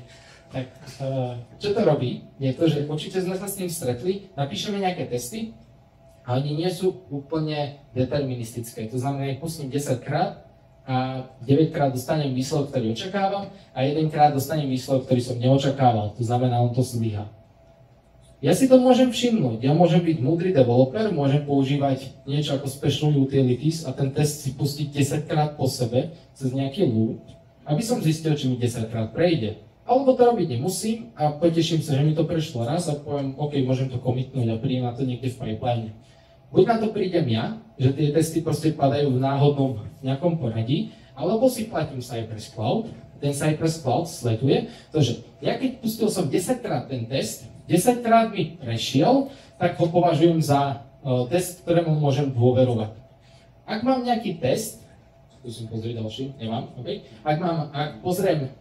Mám tam nejaký test, ktorý mi 5 krát prešiel a 5 krát neprešiel, tak ja s určitou pravdepodobnosťou môžem tento test označiť ako flaky a v rámci pipeline nastavím mu iný príznak, to znamená, keď ten test failne, ja oboznámim toho usera, alebo tých administrátorov, alebo tých testerov, hej, tento test ti spadol, ale ja ti nestopnem release kvôli tomu, že ten test spadol, pretože on je flaky a môže tá integrácia pokračovať ďalej. Interactivity coverage, opäť funkcia cloudu, je to, že máme povedzme nejaký login page, alebo nejaký model, kde mám 4 buttony a 5 nejaký odkaz, ktorý niečo robí. Sú to nejakých 5 elementov a ja som si napísal takéto 3 krásne testy. Test 1, ktorý mi getuje GitHub, login, Google a e-mail. Kde vzniká problém je to, že ja keď sa pozriem na ten daný element alebo na tú danú stránku, tak ono na základe mojich testov, ktoré som napísal, mi povie a vyhodnotí, s ktorými elementami pracujem a na ktoré som vôbec nešiahol. To znamená, ono interaguje s elementami, vytvára nejakú heatmapu a na základe heatmapy, ktorú vytvorí, mi dá informáciu o tom, koľko elementov bolo zakliknutých, alebo s koľkými elementami sa pracovalo a s koľkými nie. To znamená, viem, že pokryl som iba 60% elementov, s ktorými som mohol pracovať v rámci tejto stránky. Accessibility score. Jasně. Jak to funguje v praxi? Jako když máš fakt nějakou běžnou stránku, kde máš spoustu elementů, tak dokáže to nějak rozumne vyhodnotiť? No, musíme sa zamyslieť nad tým, čo je rozumne a ako to chceme vlastne my používať. Ak máme povedzme nejaký e-shop, reálne by som chcel kliknúť na každý button, ktorý tam existuje, alebo v Legite, keď máme nejaké editory ako v Microsoft Worde, tak by som klikol na každý element, je to nonsense. Ale ja si viem povedať, že aby som vedel povedať, že tá aplikácia je dostatočne povedzme stabilná, že keď kliknem na button, tak mi aplikácia nezhorí, tak si poviem, že keď kliknem na 40% vecí, ktoré sa nachádzajú v rámci celej template suity, ktorú používam, že pravdepodobnosť toho, že pracujem minimálne s polovicou objektov, ktoré sa nachádzajú v dome, je príliš vysoká na to, aby som to nehýtol, tak viem, že keď som navrhol takýto test suite, tak je dostatočne dobrý, pretože pokrýva mi veľkú časť tej aplikácie. Ja keď navrhnem test suite, kde pokrývam povedzme iba 20% toho coverageu, tak viem, že je tam až 80% vecí, ktoré ja som tým automatom neskontroloval, a tých 85% vecí, ak sú dôležité, nejaká core funkcionalita, musí skontrolovať nejaký manual tester. To znamená, mne to vyznačuje v rámci tej heatmapy, na čo klikám, a ja si určím, či je to pre mňa dôležité tam klikať, alebo nie. A to je obrovská pomoc v rámci toho. Čiže je to o tom, ako sa ten človek, ten tester, ten architekt nejak k tomu postaví a ako vlastne tú suite navrhne. Áno? Už se tady tohle funguje teda jenom na test suite, si říkal, nebo cross všechny test levely, protože když mít komponentní integrační end-to-end testy a teďka, že jo, komponentní má pokryt 100% a na end-to-end už nemusíš pokryt 100%. Takže... Funguje to separátne. Všeobecne ako Cypress funguje, Cypress si zakladá rôzne projekty. Projekt pre end-to-end a projekt pre komponenty. Ono to funguje aj na komponentoch a funguje to na end-to-end, ale nevieš to kombinovať.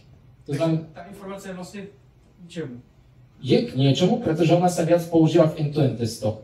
Ty úplne v rámci tých komponentov, alebo ako bere Cypress komponenty, ono to úplne developeri sú leniví a neradi si píšu testy. Na to môže fungovať práve ten komponent testing, že ty si tam tú komponentu vyrendruješ a napíšeš za nich nejaké testy, ktoré sa tvária ako unit testy a otestujú, že tá komponenta o samote funguje tak, ako by fungovať mala. Nemusíš klikať na všetky časti, ty len potrebuješ zabezpečiť, že základný use case tej komponenty, ktorá je, funguje. Ak to je fajn, tak ty vieš, že tú komponentu môžeš hodiť do toho source code a tá komponenta v rámci potom celej stránky musí nejak fungovať, tam sú už nejaké integrácie, ono to už musí aj komunikovať. V rámci komponent testingu komponenta nekomunikuje, je uzavretá a musíš to mokovať a ono to, vieš si to otestovať, ale Cypress ako pristupuje k tomu, preto vravím, niekedy treba opustiť svet Cypressu a rozmýšľať mimo Cypressu, je tá, že v rámci komponent testingu chceš overiť iba funkcionalitu a nechceš ísť ďalej a riešiť ako accessibility alebo iné featurey, chceš riešiť v rámci end-to-end testingu. Neviem, či som ti tým odpovedal priamo na ten dotaz, ale ide o to, že informácia nie je úplne zbytočná, akorát ide opäť o to, ako si ju vyložíš a ako si ju budeš pracovať. Já bych možná tomu doplnil, že nejde to code coverage, ale element coverage, což nic jiného. Já tomu rozumím, já jenom právě, jakože když už mám něco na komponentní úrovni otestované, že třeba button is clickable, je zobrazitelný, nebo je readable, nebo whatever, co chci testovat, tak potom už na to nemusím klikat na end-to-end úrovni, že? Myslím, pokud vlastně jsem třeba používal Istanbul, s kombinací se Cypressem, tak oni měří code coverage, takže pak nemusíš poslat tu informaci. Takže tady to měří na tu element coverage s elementem. Jo, ok. Super. Tak, Accessibility Score, opäť funkcia cloudu. Toto je pre mňa ako najväčšia mágia, ktorú za poslednú dobu Cypress vyvinul. A to je v podstate to, že meria to, ako sa veľmi dobre pracuje s vašimi komponentami v rámci stránky a zároveň, či dochádza k vizuálnym zmenám. Fakt netuším, ako to funguje. A bolo by cool, keby mohol niekto schopný vysvetliť algoritmus, na akom to funguje. A ono to proste vykoná ten test, ktorý vy si napíšete a ono to sleduje, že ak pracujete povedzme s nejakým modálom login, tak si zoberie všetky tie elementy a ono to urobí to, že skontroluje napríklad, či sú všetky visible, či viem do všetkých písať, či viem s každým elementom, s ktorým mám v rámci tej časti, ktorá je aktívna, ktorá je v tom fokuse, či mám schopnosť interagovať. Ono to potom nejak počíta a mne povie, že s tými elementami, s ktorými som pracoval, tak dalo sa s nimi pracovať a celková accessibilita stránky je na 80% a nedošlo ku žiadnym vizuálnym zmenám. Tak, prešli sme z full feature, dostávame sa ku tomu, ako písať testy v rámci Cypressu. Ja to prizumujem. Tak. Máme jednoduchý test, ktorý vraví login and select corporate. To znamená, v rámci Legita, keď sa chcete prihlásiť do aplikácie, potrebujete sa prihlásiť, meno, heslo, kliknúť na login button, potom keďže jeden užívateľ môže pracovať vo viacerých firmách, alebo jedna firma môže mať akoby viacero prostredí, tak môže sa prihlásiť, môže si vybrať, ktoré prostredie chce, zaklikne si a dostane sa nejaký dashboard, to znamená nejakú úvodnú stránku, nejaký main page. Toto je nejaký jednoduchý test, opäť písal ho nejaký junior, ktorý sa práve naučil Cypress, prišiel do firmy, prešiel pohovorom, robí to najlepšie ako vie, len to píše proste v klasickom Cypresse bez toho, aby používal nejaké lepšie metódy, ktoré tam sú. To znamená, ja sa prihlasujem, vypisujem meno, heslo a tak ďalej. Mám potom druhý test, ktorý napísal v rámci testovacej suity, vlastne, ktorú mal za úlohu pripraviť. A je to opäť to, že opäť sa tam dostáva na ten sign-in, opäť sa prihlasuje, vypisuje meno, vypisuje heslo, prihlasuje sa, vyberá si workspace, ale teraz navyše na to, čo urobil, je, že nájde si tam nejakú hodnotu, nejaký rekord, to znamená nejaký dokument a chce si ho stiahnuť.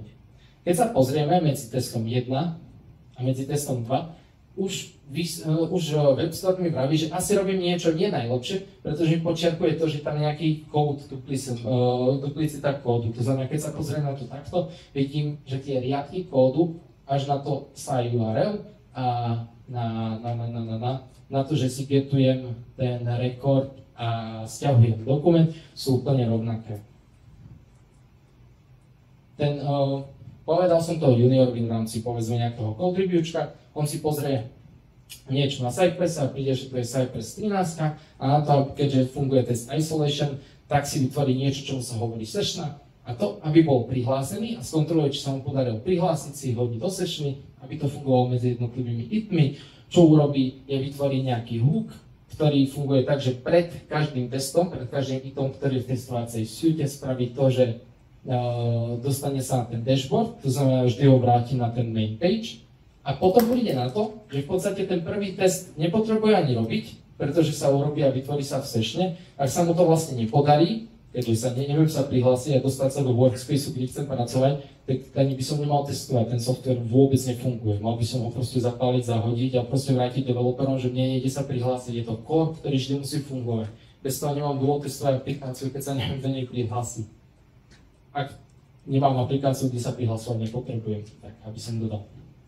Tak príde na to, že jeden hit môže test case vyhodiť a ostane mu tam iba druhý, to znamená stiahnuť file, zabezpečil si to, že sa nachádza na dashboarde, si sa to nejak neskontroloval, ale povedzme vyhľadá si nejak ten dokument, použije vypustený contains, to znamená vyhľadáva síce na základe textu automated testing, ale pridáva k tomu selektor a opäť, ako sme sa už rozprávali, ono si tu nájde objekty a potom v rámci toho špecifikuje tie objekty, ktoré sú nositeľom nejakého textu, ktorý sa volá automated testing a z toho poľa objektov, ktoré mi to vráti, mi vyfiltruje iba tie, ktoré majú zadaný string.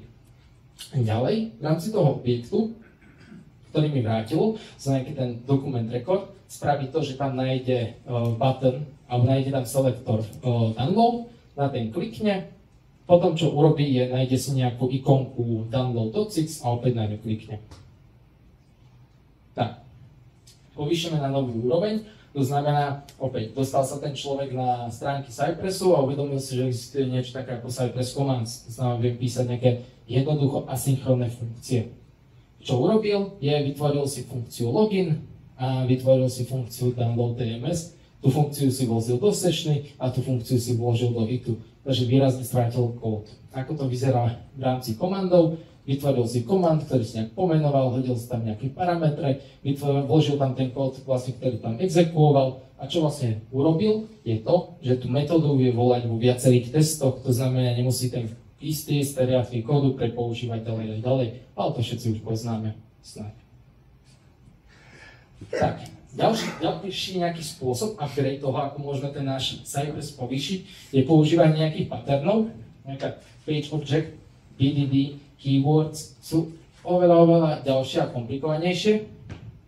Úplne kamarát s BDDčkom nie som, respektíve nenašiel som reálne využitie toho, kde by som si povedal, fakt mi to dáva zmysel. Momentálne stále bojujem s tým, že mi to dáva viac práce, ako toho použiť v rámci programovania. Áno?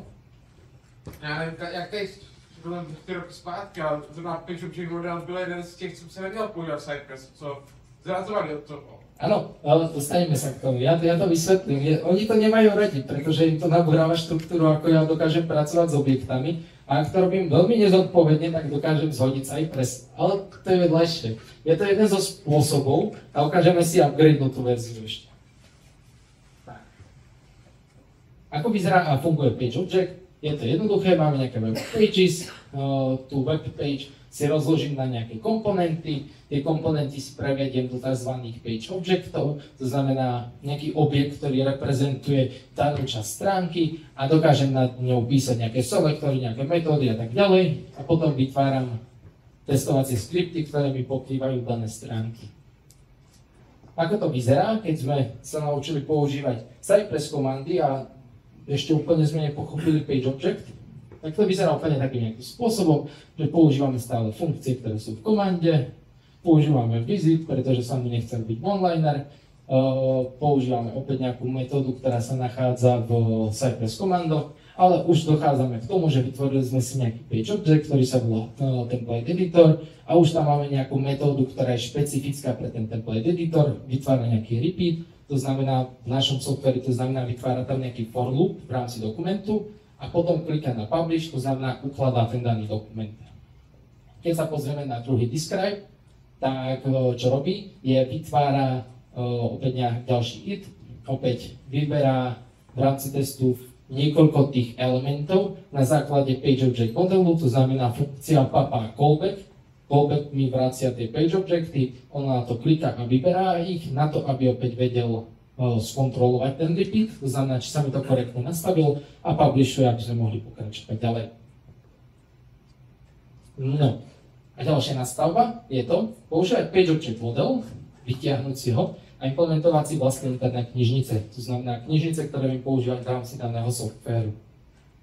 To vyzerá potom nejakým takým spôsobom, že všetky selektory, ktoré máme pre danú stránku, sa nachádzajú vo fajloch, ktoré sa volajú models a metódy, ktoré potrebujeme implementovať nad danou stránkou, sa nachádzajú vo fajloch, ktoré sa volajú povedzme dashboard. Je úplne jedno, že nie sú rovnaký názov, dashboard model, dashboard file, kde sú metódy, to nám vyhovuje, pretože vieme, že je previazaný a nad to si nastavím alebo postavím, vytvorím fajly, ktorým budem hovoriť interface, budem ich označovať veľkým ičkom a kapitol prvým písmenom, kde si spravím výpis všetkých metód, ktoré chcem používať v rámci našho modelu a tam si pekne ich okomentujem, vytvorím si k tomu dokumentáciu a mne to je prenositeľné krížom cez všetky fajly. Hlavne, čo mi to spôsobuje, je to, že keď ja nájdem na funkciu, mne to povie, na čo tá funkcia slúži v danej časti stránky, čo robí, aké argumenty papá, čo očakáva a jednoducho sa mi ten kód debuguje, jednoducho sa mi číta. Ja keď mám nejaký problém v rámci testu, otvorím si ho, nepotrebujem žiadny komplikovaný výpis, nestačí ísť a čítať, pretože tie názvy toho, ako som si to vlastne vytváral, sú smerodajné, ľahko informatívne. Ak sa vyznám v tom produkte, viem, čo robí button create new template suite. Viem, čo robí modal new template suite. Viem presne, čo to robí a ak náhodou netuším, čo daný model popisuje, alebo čo mi daná funkcia má spraviť, ja len na ňu nadídem a ona mi to rýchlo povie, intuitívne. Ako vravím, tak to nejak vyzerá povedzme nejaký jednoduchý model dashboardu, to znamená úvodnej stránky. Mám to vytvárané ako funkcie, to znamená, neukladám to do premených, ale funguje to na základe callbackov, pretože JavaScript ľúbi, aj TypeScript ľúbi callbacky a je to najrýchlejší spôsob, ako dokážeme čítať dáta z pamäti. Ako vyzerá potom interface? Interface vyzerá takto, máme tam nejaké zapísané funkcie, máme nejak okomentované, to znamená, máme nejaké parametre, povieme, čo do nich očakávame, aký dátový typ, aj keď to v rámci JavaScriptu nepotrebujeme, popíšeme si, čo približne robí a tak ďalej. Rozvrhnutie povedzme nejakej štruktúry v rámci projektu máme vytvorený interface, pod tým interfejsom máme vytvorené fajly, do ktorých zapisujeme premené, máme vytvorený separátny file, kde máme modely. Keď to importujem do testu, nevytvára mi to žiadne konflikty, pretože ukladám si jednu vec ako model a druhú si vytváram ako library, to znamená nejaké metódy, ktoré používam nad tým daným modelom. Ako vyzerá OK. Toto je práve jedna z tých knižníc, ktorá sa volá povedzme Closes. To znamená, to je nejaká časť v rámci template editoru, to znamená nejakého toho vizuálneho pripravovača, kde si nastavujem dokumenty.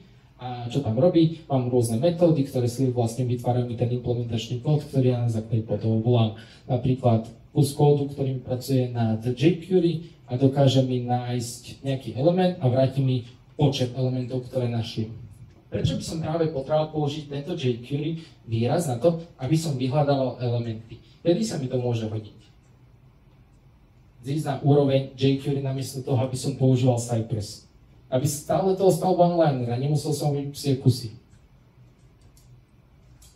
Stalo sa vám niekedy to, že používate nejakú aplikáciu, alebo testujete nejakú aplikáciu a vy viete, že ak sa niečo vykoná, je tam počet elementov 0, ak sa niečo nevykoná, je tam počet elementov x. Ja keď Cypressu ale poviem getu, contains'u alebo hociakému vyhľadávačovi, že nájde mi element a on ho nenájde, on mi test zhodí, pretože to je jeho funkcia.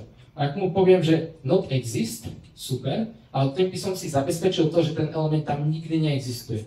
Ale ten element je prevenlivý, pretože on sa správa na základe toho, napríklad ako je niečo na ňo nastavené vyššou logikou. To znamená, v momente, keď mám premenlivý kód, to znamená, nie je dynamický, potrebujem zísť na trošku nižšiu úroveň, pretože jQuery to vôbec nevadí. jQuery vôbec nevadí, že ten element tam neexistuje. On vráti undefined a undefined je 0, to znamená, JavaScript je celkom happy. Ošetrím si to, keď je undefined, vracia mi to 0. Vždy mám zabezpečené to, že viem, koľko elementov v rámci danej stránky mám.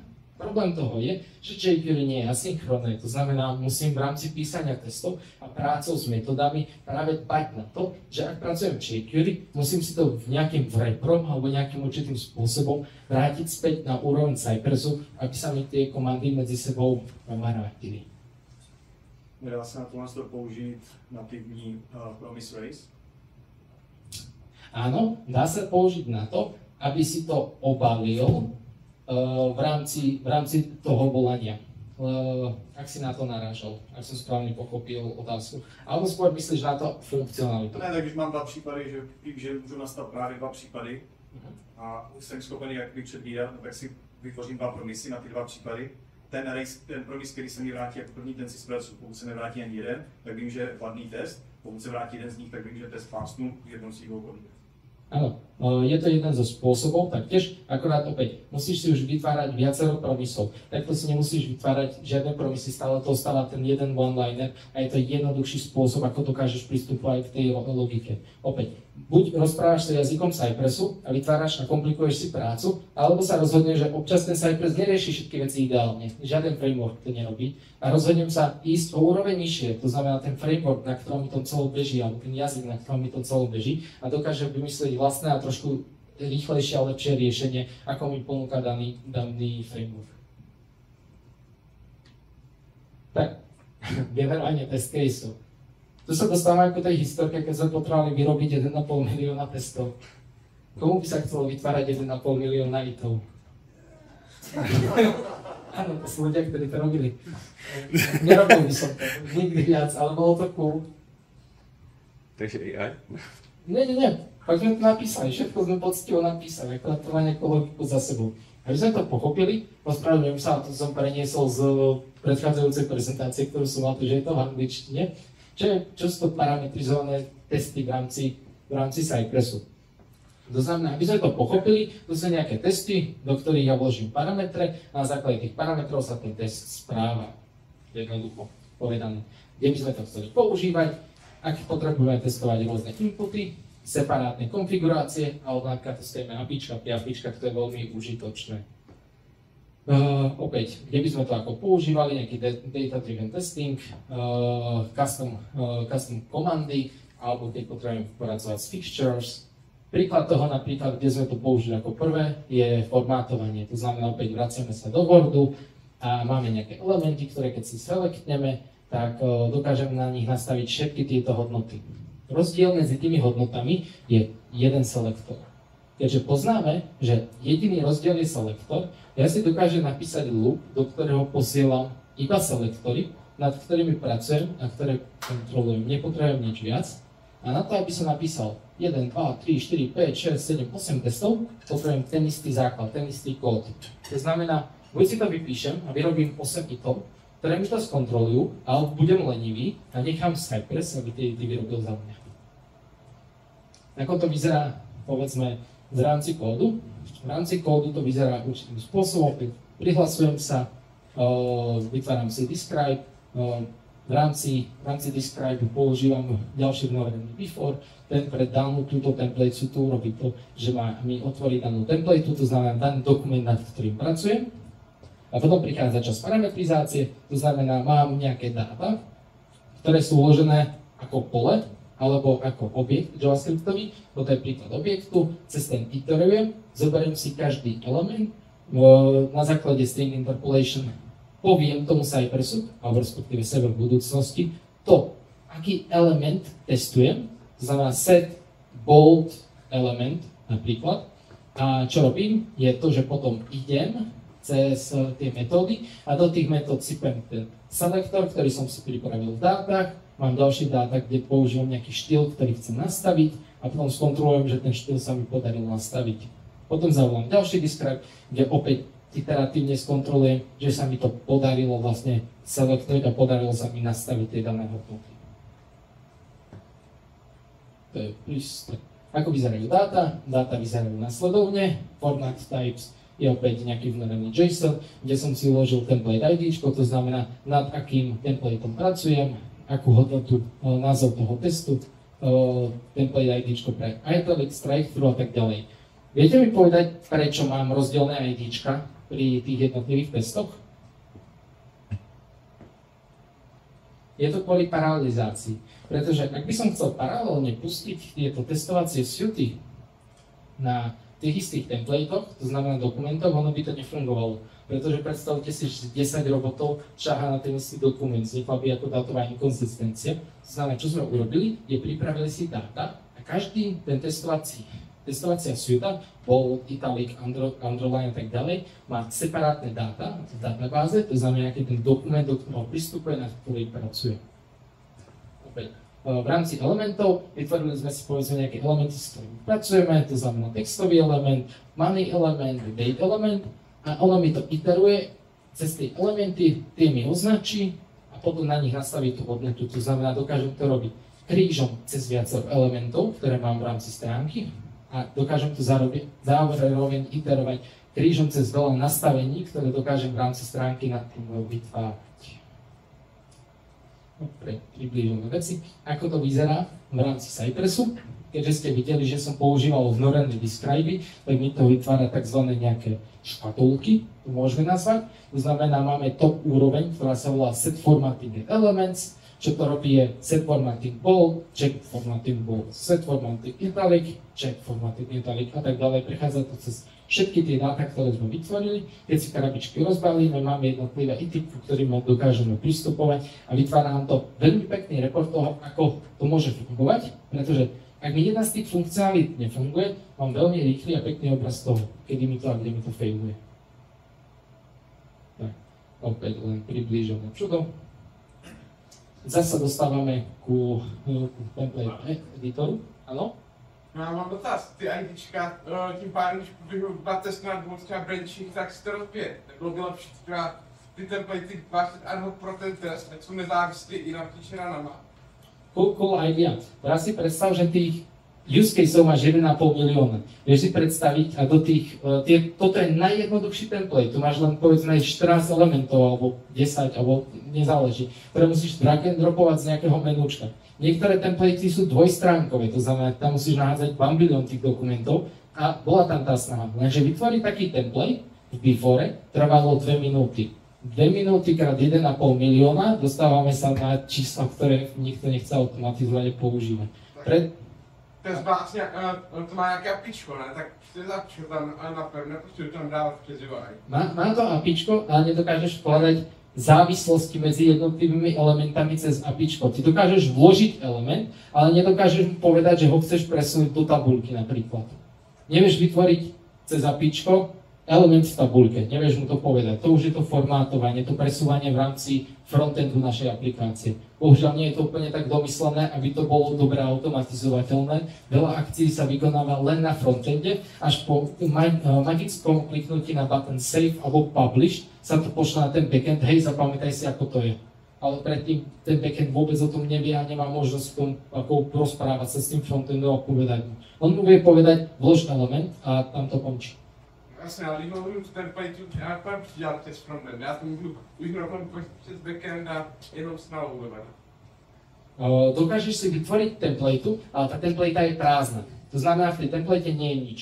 Ty, na to, aby si mohol otestovať povedzme všetky tie elementy, ktoré sú ako core vec tej danej časti, musíš si ich tam manuálne vložiť. Nevieš cez to APIčko povedať, že vlož mi ich, nastav tú hodnotu a vlož mi ich v určitom poradí. Nemáme na to APIčka.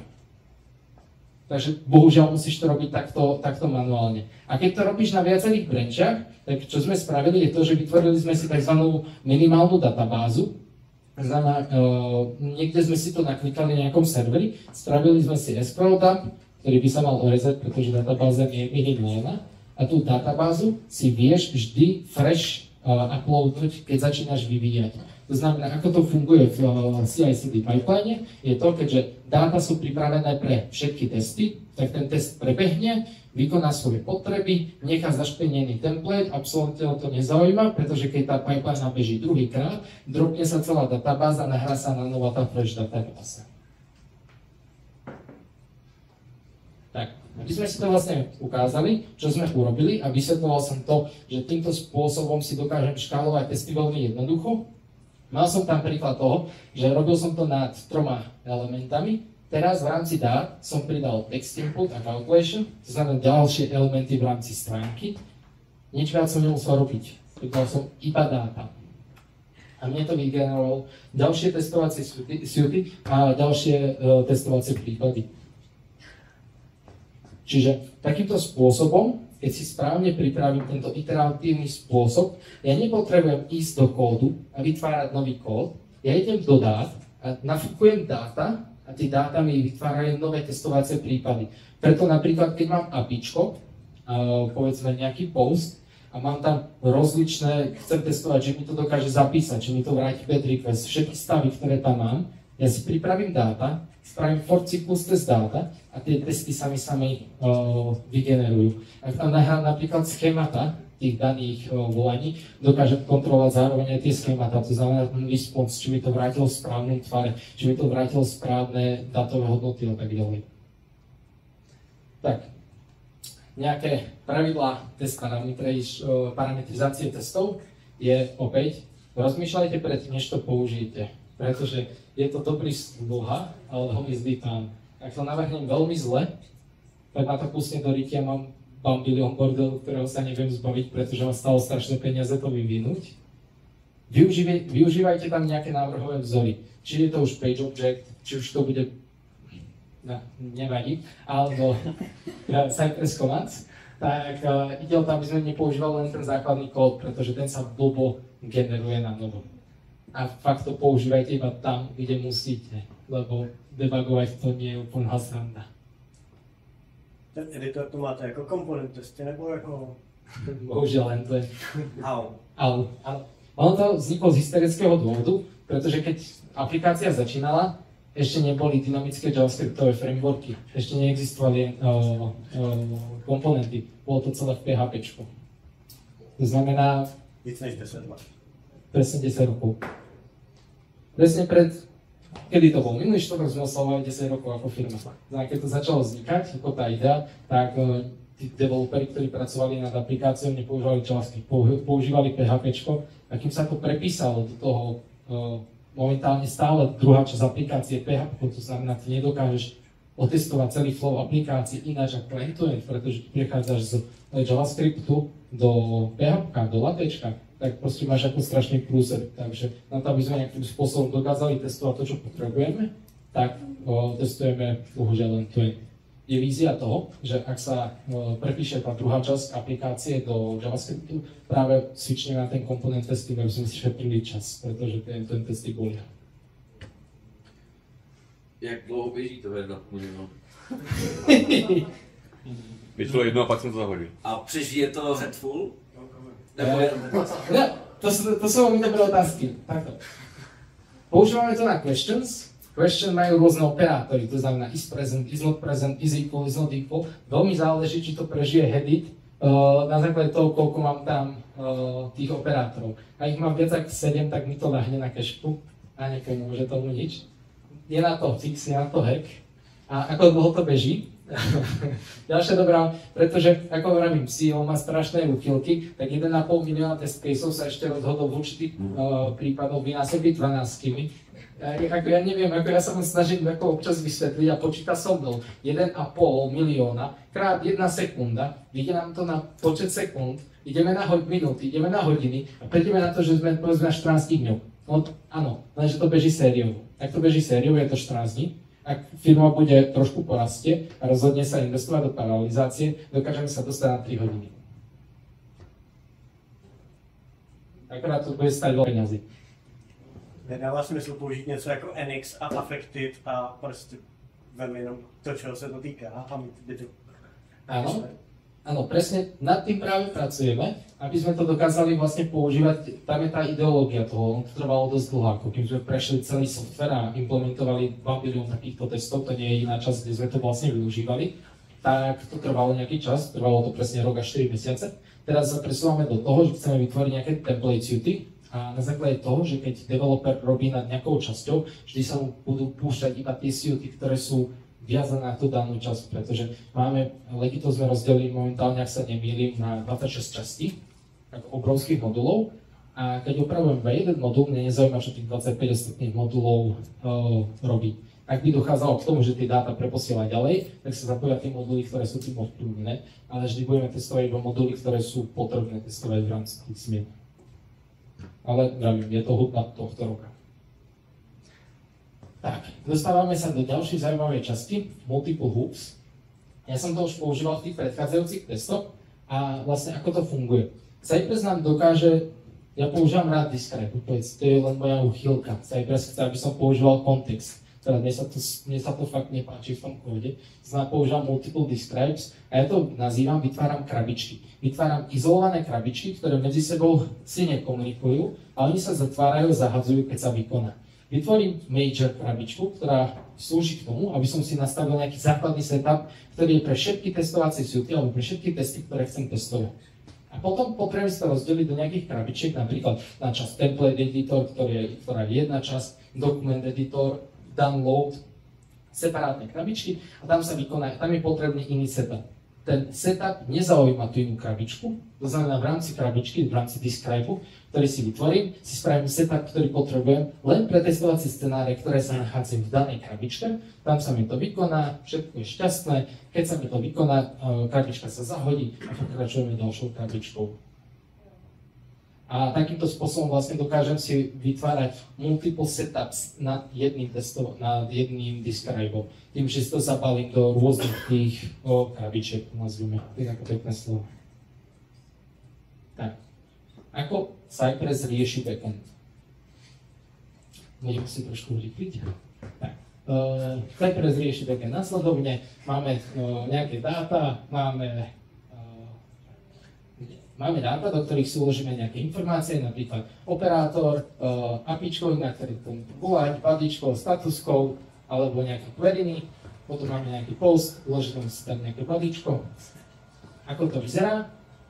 Opäť, čo robím, je to, že iterujem cez tie dáta v APIčku, môžem si lognúť, aby som mal informáciu v rámci toho testu, ako to vyzerá, ako to funguje. Zavolám si ten Cypress request, kde si to vyplním dátmi automaticky z toho for eachu a potom v rámci demo, to znamená odchytenej promisy, skontrolujem to, ako vyzerá schéma, to znamená, či mi sedia dátové typy, či sa mi vrátili všetky dáta, ktoré som potreboval a skontrolujem napríklad status code, alebo robím si s tým, čo chcem, dostal som response od requestu, dokážem kontrolovať, čo nám zahodné. Rozdiel medzi týmto slajdom je to, že to všetko prebiehalo v rámci jedného hitu. Ak to chcem mať separátne, ak chcem to vykonávať v separátnych hitoch, aby som mal lepšiu prehľadnosť o tom napríklad, ktorý keď mi funguje, keď ich mám viacero, Napríklad, keď používam rôzne query, tak si to dokážem obaliť ten iterátor nad hitom a generuje to mi opäť multiple hits. To znamená testovací scenári. Čo nás zaviedol ešte Cypress, visual testing. To mi dokáže nájsť rozdiel medzi tými dvoma screenshotmi. Trošku sú neostré, ale dá sa tam nájsť, ale je to komplikované. Prečo by sme sa trápili? Cypress nám dokáže v rámci cloudu, opäť ďalšia vec, ktorú prenášajú do cloudu, bolo to momentálne v rámci free códu, ale prenášam to do cloudu, spravíš screenshoty, porovnáš, vráti ti visual diff a pokračujeme. Ponúka komponent testing, dáme kód, mountneme, testujeme nad komponentami, nejdem to rozoberať, už teraz mám pocit, že som dosť pretiahol a to ešte som nezačal poriadne rozprávať o playwrighte.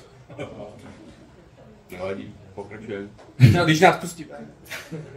Cypress a jeho problémy. Každý framework má problémy. Problém Cypressu je nekontrolujem asynchrónnu komunikáciu. Sú ľudia, ktorým to nevadí, mne osobne áno, neviem sa zabezpečiť, ja tomu nedôverujem. Ja som nedôverčivý človek a nedôverujem, že by to handluje tak, ako to chcem. Ja by som chcel mať tú kontrolu a ovládať si to sám. Nové features, ako ste videli, ja som vravel, to slovičko cloud, všetko, čo vyrábajú, je pre cloud. Je to spojené s tým, že cloud je platený a monetizácia zákazníkov. Cypress má obrovský problém prevádzať free zákazníkov do platených. Akcia Hover, nedá sa. Áno, ale nie ako defaultne ako Hover, musíš to proste overcrowd. Nefunguje Cypress Hover. Je to dlhodobý issue, ktorý neviede vyriešiť. Page Object Model, nemajú to radi, pretože vážne to rozbíja Cypress, ak to robí človek nezodpovedne. Oni radšej používajú ich model, ktorý sa volá Page Action, ktorý spočíva na Cypress komandoch. Problém s paralelným testovaním, nie je to úplne najjednoduchšie navrhnúť ideálne paralelné testy pre Cypress. A keď sa pozrieme na GitHub issues, 1324 otvorených issuečiek a 12 000 closed. Ukážeme si, prečo je to problém. To testování je hlavně problém to, že to platí jenom pro ten cloud. Áno. To je ten hlavní problém. Áno, tak preto sa to nedá rozumne setupnúť. No. Človek si musí za to platiť, keď to chce mať paralelizované. Tak, Playwright. Ja som vám ukázal... Áno? Q3 alebo Q4 tohto roka. Aby sme pochopili, prečo som začal s Cypressom a išiel som tie veci trošku viac do detailu, aj keď nie až tak, ako by som chcel, je to, že musíme si uvedomiť, že Playwright a Cypress sú si veľmi podobné. Cypress a Playwright riešia trošku veci ináč under the hood. To treba pochopiť. Keď chcem nad tým pracovať, chcem riešiť performance, chcem to robiť fakt high, ako top level, musím pochopiť to, ako funguje ten Playwright under the hood. Ale čo sa týka logiky, ako to funguje, tak je to úplne to isté, čo som vám vysvetľoval v Cypresse. Jediný rozdiel je to, že ja fakt dokážem handlovať to, ako ovládam ten kód. Dokážem si nastaviť, na čo mám čakať, na čo nemám čakať, ktorá funkcia asynchronná, na ktoré akcie chcem čakať, ktoré mi je úplne jedno, ako sa vyhodnotia. Všetko toto si viem ovládať, ale poďme sa na to pozrieť. Tak, aké máme Playwright featurey? Ako sme si prechádzali featurey v rámci Cypressu, máme tam podporu Page Object modelu. Prečo? Lebo je to lepšie implementované. V Playwrighte vieme testovať mobily, Cypresse úplne nie. Dokážeme tam, podporuje to viacero prehliadačov, automatické čakanie na objekty, ktoré funguje hneď od začiatku, prekvapivé. Generovanie testov. Ukazoval som to, ako znásilňujem Cypress, aby mi generoval ity. Playwright to robí od začiatku až do konca rád. Nechápem. Multitap support. Od začiatku. Už to funguje to dlho. Cypress to teraz nemá. Visual diffy, ktoré sú zadarmo. Accessibility score, zadarmo. Interactivity coverage, zadarmo. Test coverage, zadarmo. A dokáže to robiť cross-origin. Tak. Áno. Sales pitch ešte len bude, nebojte sa. Ako vyzerá vlastne to UI toho Playwrightu? Mne sa to veľmi nepáči, mne sa viac páči Cypressacky, je to ako vec vkusu, ale dá sa s tým pracovať, povedzme. Čo sa mi veľmi páči je to, že zároveň v UI-ku Playwrightu dokážem vidieť to, ako testy mi bežia edit, to znamená v UI móde, ale dokážem vidieť a kontrolovať, ako to beží aj v rámci terminálu. Tak, Ako to vyzerá napríklad jednoduchý nejaký, povedzme, selektor, nejaký button, oni používajú data Cypress tagy, ale data test IDčka, ktoré si vedia cez nejaké selektory getovať a kontrolovať. Ako vyzerá úplne jednoduchý juniorský kód, nebudem zachádzať ďalej, pretože ako vravím, postaviť na ten page object je úplne to isté. Videli by ste ten istý kód, ako by ste videli Cypress, keď som vedel Cypress kód v page objecte a tento Playwright kód v page objecte, neuvidíte rozdiel na úrovni page objectu v rámci testu. To znamená, ako vravím, keď si to ako asynchronnú funkciu, obchám si tam nejaký hlavný element, na ktorom pracujem, ktorý sa volá page, a tá page mi ponúka nejaké metódy, nad ktorými dokážeme pracovať. To znamená goto, to je cypressácky visit, locator, to znamená getujem, vypisujem a opäť robí to nič iné, len prihlásuje nás do aplikácie Lekito. Tak, ako vyzerá Playwright backend testovanie? Opäť dovolil som si tam spraviť niečo podobné ako v rámci Cypressu, to znamená nejak trošku parametrizovať, prechádzať cez nejaké dáta, ktoré som si importol a opäť vytváram nejaký response, na ktorý čakám, keď mi dojde, dokážem nad tým pracovať, čekovať hodnotu alebo čekovať status code alebo jeho schému. Opäť, nie je to nič iné, ako funguje Cypress, a to sme si vlastne už ukázali. Tak, component testing. Ešte som osobne s tým nepracoval v rámci Playwrightu. Vytiahol som len example z Playwright wiki. To znamená, vyrendrujem si komponentu a opäť som schopný nejaké operácie nad ňou robiť. Musím podotknúť, že Playwright má stále ešte ako experimental. To znamená, môžu tam byť nejaké bugy. Keď som to skúšal rozbehnúť, nepodarilo sa mi to rozbehnúť. Padlo mi to proste pri kompilácii, takže sú tam nejaké bugy, verím tomu. Dostávame sa na časť, čo je lepšie. Pozrieme si nejaké štatistiky, ktoré robili veľmi múdre portály. A keď sa pozrieme na rok 2021, tak tu máme nejaký awareness, to znamená, koľko ľudí počulo o daných frameworkoch. Tie frameworky je trošku horšie vidno. Keby to niekoho zaujímalo, napíšte, vám rád pošlom tie odkazy, kde sa to viete dočítať. Prvý je Jest, je to momentálne že vraj framework, v ktorom je najviac počuť, ja som o ňom počul, nerobil som v ňom momentálne, ešte nemal som tu čest, ale že by som povedal, že je najpopulárnejší framework, tak to by som fakt nepovedal. Protože pro vývojáře. Áno. Moka. Ďalšia vec, ktorú by som povedal, že to už historicky umiera, nie že to je druhá iné známejší framework, ktorý ľudia poznajú. Potom ide Cypress, ako tiež prekvapilo, že je tak vysoko, Storybook, Puppeteer, Jasmine a tak ďalej. Ale ako môžeme vidieť, z roku na rok tá awareness toho Playwrightu rastie. Over time, keď si pozrieme, toto je retention ratio, to znamená, koľko ľudí začalo používať nejaký, alebo koľko percentuálne ľudí ostalo pri frameworku, keď s ním začalo. To znamená, môžeme si pozrieť, ako sú na tom jednotlivé frameworky. Napríklad v Jeste 93% ľudí, keď začne písať v ňom testy, v ňom ostane taká istý retention v Playwrighte. Medzi Jestom a Playwrightom je obrovský rozdiel. Tak si všimnete, napríklad Cypress mal krivku 93, 94 rástol a teraz na popularite klesá v posledných rokoch. Momentálne by sme sa dostali na úroveň 89 v roku 2023. Ako to je napríklad z usage, to znamená, koľko percent ľudí používa Playwright, opäť rastieme, v roku 2020 boli sme na 3%, v roku 2020 sme na 10%, posledné výsledky, vlastne, ktoré sa mi podarilo čítať, ale nie sú trafé, Playwright používa 23% opýtaných, nejaká vzorka, ktorá tam vlastne bola v rámci developmentu a QA.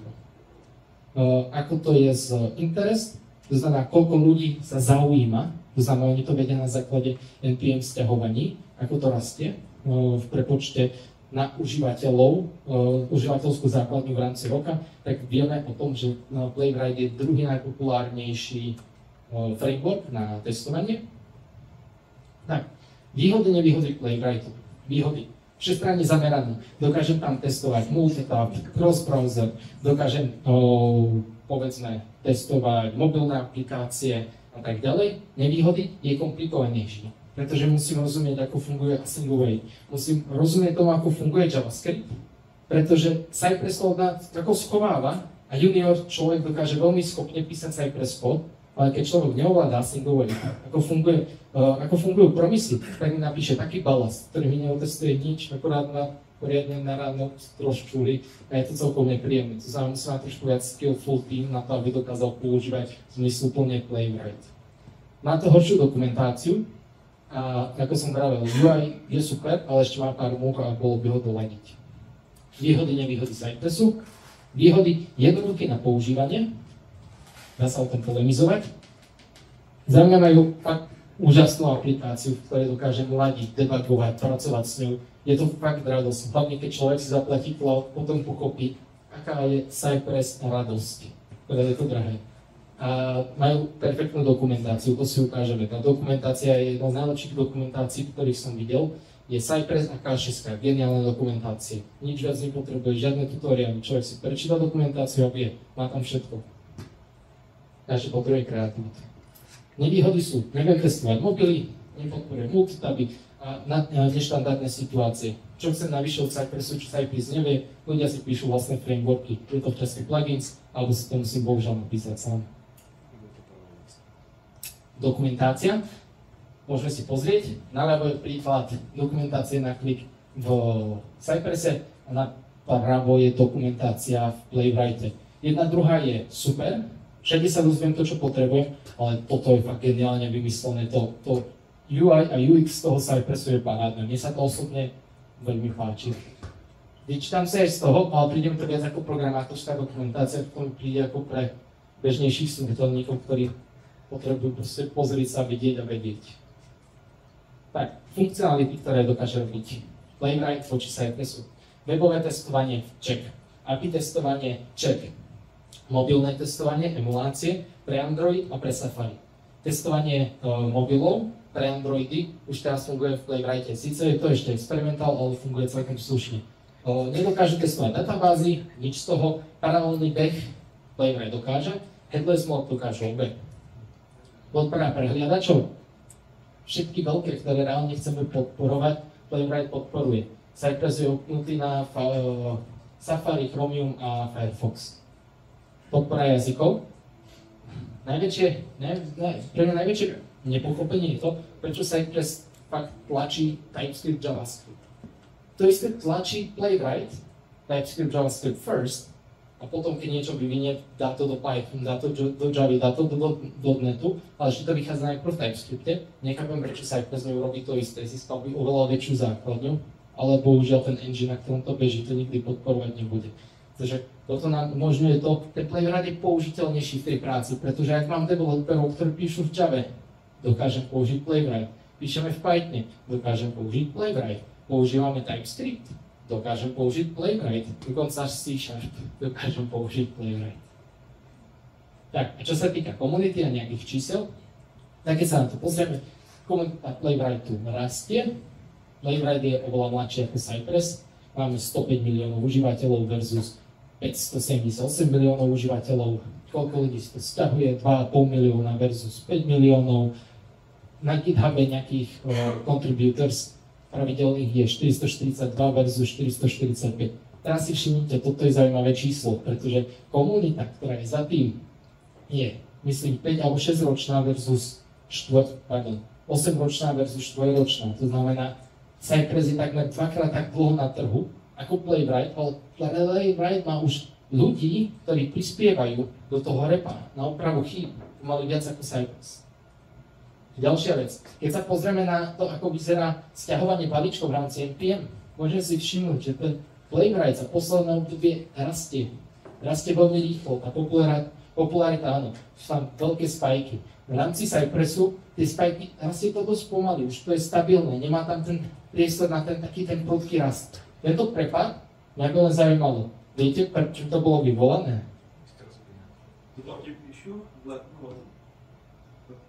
No? Pokud vím, tak loni v lednu bylo nějaké issue, že Cypress přestal fungovat na celý měsíc a čekalo se do vydání nového Chromu. Ale u nás museli jako všechno zaříznout a přecházet se na Playwright. Baví se Vánoce. Áno. A hlavne to bolo kvôli tomu, že vyšlo veľká séria článkov o tom, že Cypress umiera. Práve podotýkali na tom, že majú problém monetizovať, nemajú potrebu, nikto im nechce požičať už pôžičku peniaze na to, by vyvíjali tie featurey ďalej, pretože nevedia monetizovať. Oni to predávajú zadarmo, A keď im dáš veľa feature zadarmo, tí ľudia nemajú vôbec záujem o to si platiť. Prečo by som platil, keď existuje Playwright? Takže to je problém toho. A momentálne nevieme, ako to je.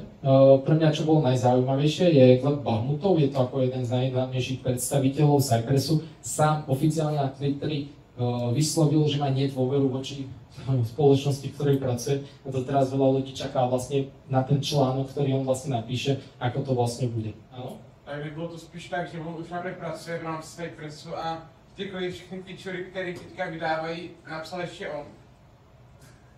Neviem, ako úprimne povedané neviem. Ja vlastne čakám fakt, čo z neho vypadne z toho človeka. Pre mňa to je veľmi zaujímavé, pretože je to človek, ktorý veľmi ten Cypress naboostoval, urobil bambilión tutoriálov.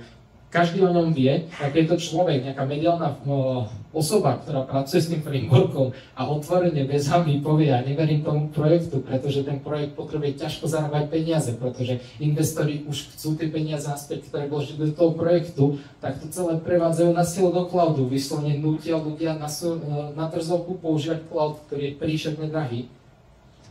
On to fanaticky furt prosazuje, ale už tam není. Môže byť. Jako furt to tlačí fakt ve velkém a to natolik, že když mu někdo podá relevantní názor, tak ho zabanuje pod 2 komentáři. Hlásím se. Môže byť. Nemal som s tým čas ešte komunikovať. Čo by som chcel, aby ste si odniesli z tejto prezentácie, je to, že Playwright dokáže všetko, čo Cypress, dokonca dokáže toho viac, ale hlavne je to zadarmo. Ak chcete... Správne, zatiaľ. Ale je tu jeden dôvod, prečo nebude to platené veľmi dlhú dobu. Rozdiel medzi Playwrightom a Cypressom je ten, že Cypress platí niekto, kto z vlastného Grécka vyloží 10 miliónov a o 5 rokov chce mať z toho 50, versus toho, že Playwright má takého veľkého kamaráta, ktorý sa volá Microsoft. A mám pocit, že tých 10 miliónov úplne netrápi. Tí proste takto budú hádzať peniaze, pretože potrebujú funkčný testovací nástroj pre ich mobilné aplikácie, pre Windows aplikácie, pre webové prehliadače. Oni to potrebujú to ako službu. Preto oni nemajú problém hádzať potom peniaze. A ak čisto náhodou niekde v budúcnosti nejaké cool featurey spoplatnia, tak je to taká budúcnosť, že dovtedy bude nový Playwright, alebo nový Cypress, alebo niečo ešte dokonca lepšie, to nevieme. Ale momentálne je to zadarmo. Ďakujem vám pekne za pozornosť.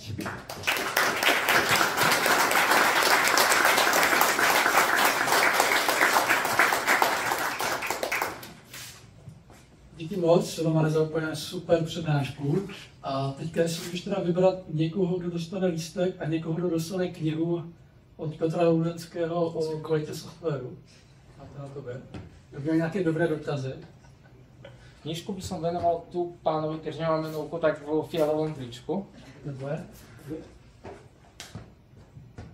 A druhú by som venoval pánovi, ktorý sedí za ním, ale neviem, Sebastianovi. Sebastianovi by som venoval druhú. Mal dobre dohlasy a už viackrát chodí za mnou a rád sa pýta v rámci toho, čiže rád by som mu tú knižku venoval. A čo sa týka listku, ja vám položím 3 otázky, alebo daj ma len tak. Niektoré je dlhšie. To prvý sa prihlási a povie mi správnu odpoveď, tak ten lístok dostáva. Opäť opakujem, je to Testcrunch, že je to najväčšia testovacia konferencia, neviem či v Čechách, alebo minimálne v Brne. Je to na celý deň, je tam fakt super bufet. Je zadarmo? Je zadarmo, je v rámci lístka.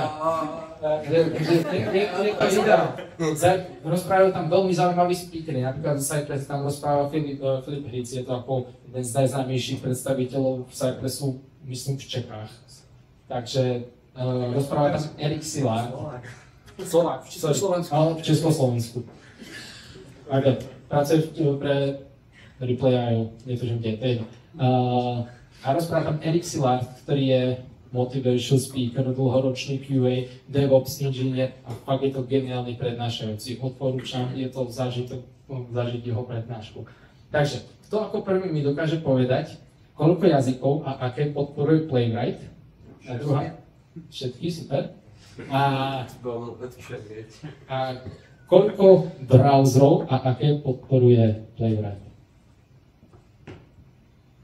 Tak jazyky first class je prostě JavaScript, TypeScript, pak další jsou Python, Java, .NET.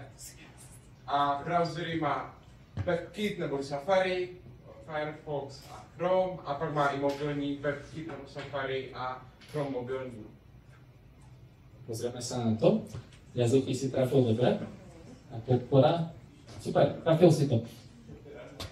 Skončí prednáška, prosím príď za mnou, dáš mi e-mail a lístok ti príde, keď mi ho doručia vlastne o to je skránču, ale myslím, že to bude niekedy vo februári. Ešte raz ďakujem vám za pozornosť.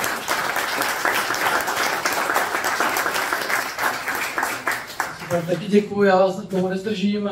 Moc děkuji všem, že jste přišli, doufám, že přijdete i příště, zase na meetupu bude zveřejněna další přednáška. A kdybyste někdo měli zájem ve vaší firmě uspořádat takovouhle super akci, tak přijďte za mnou nebo mi napište na redek.cz. Díky moc, ahoj.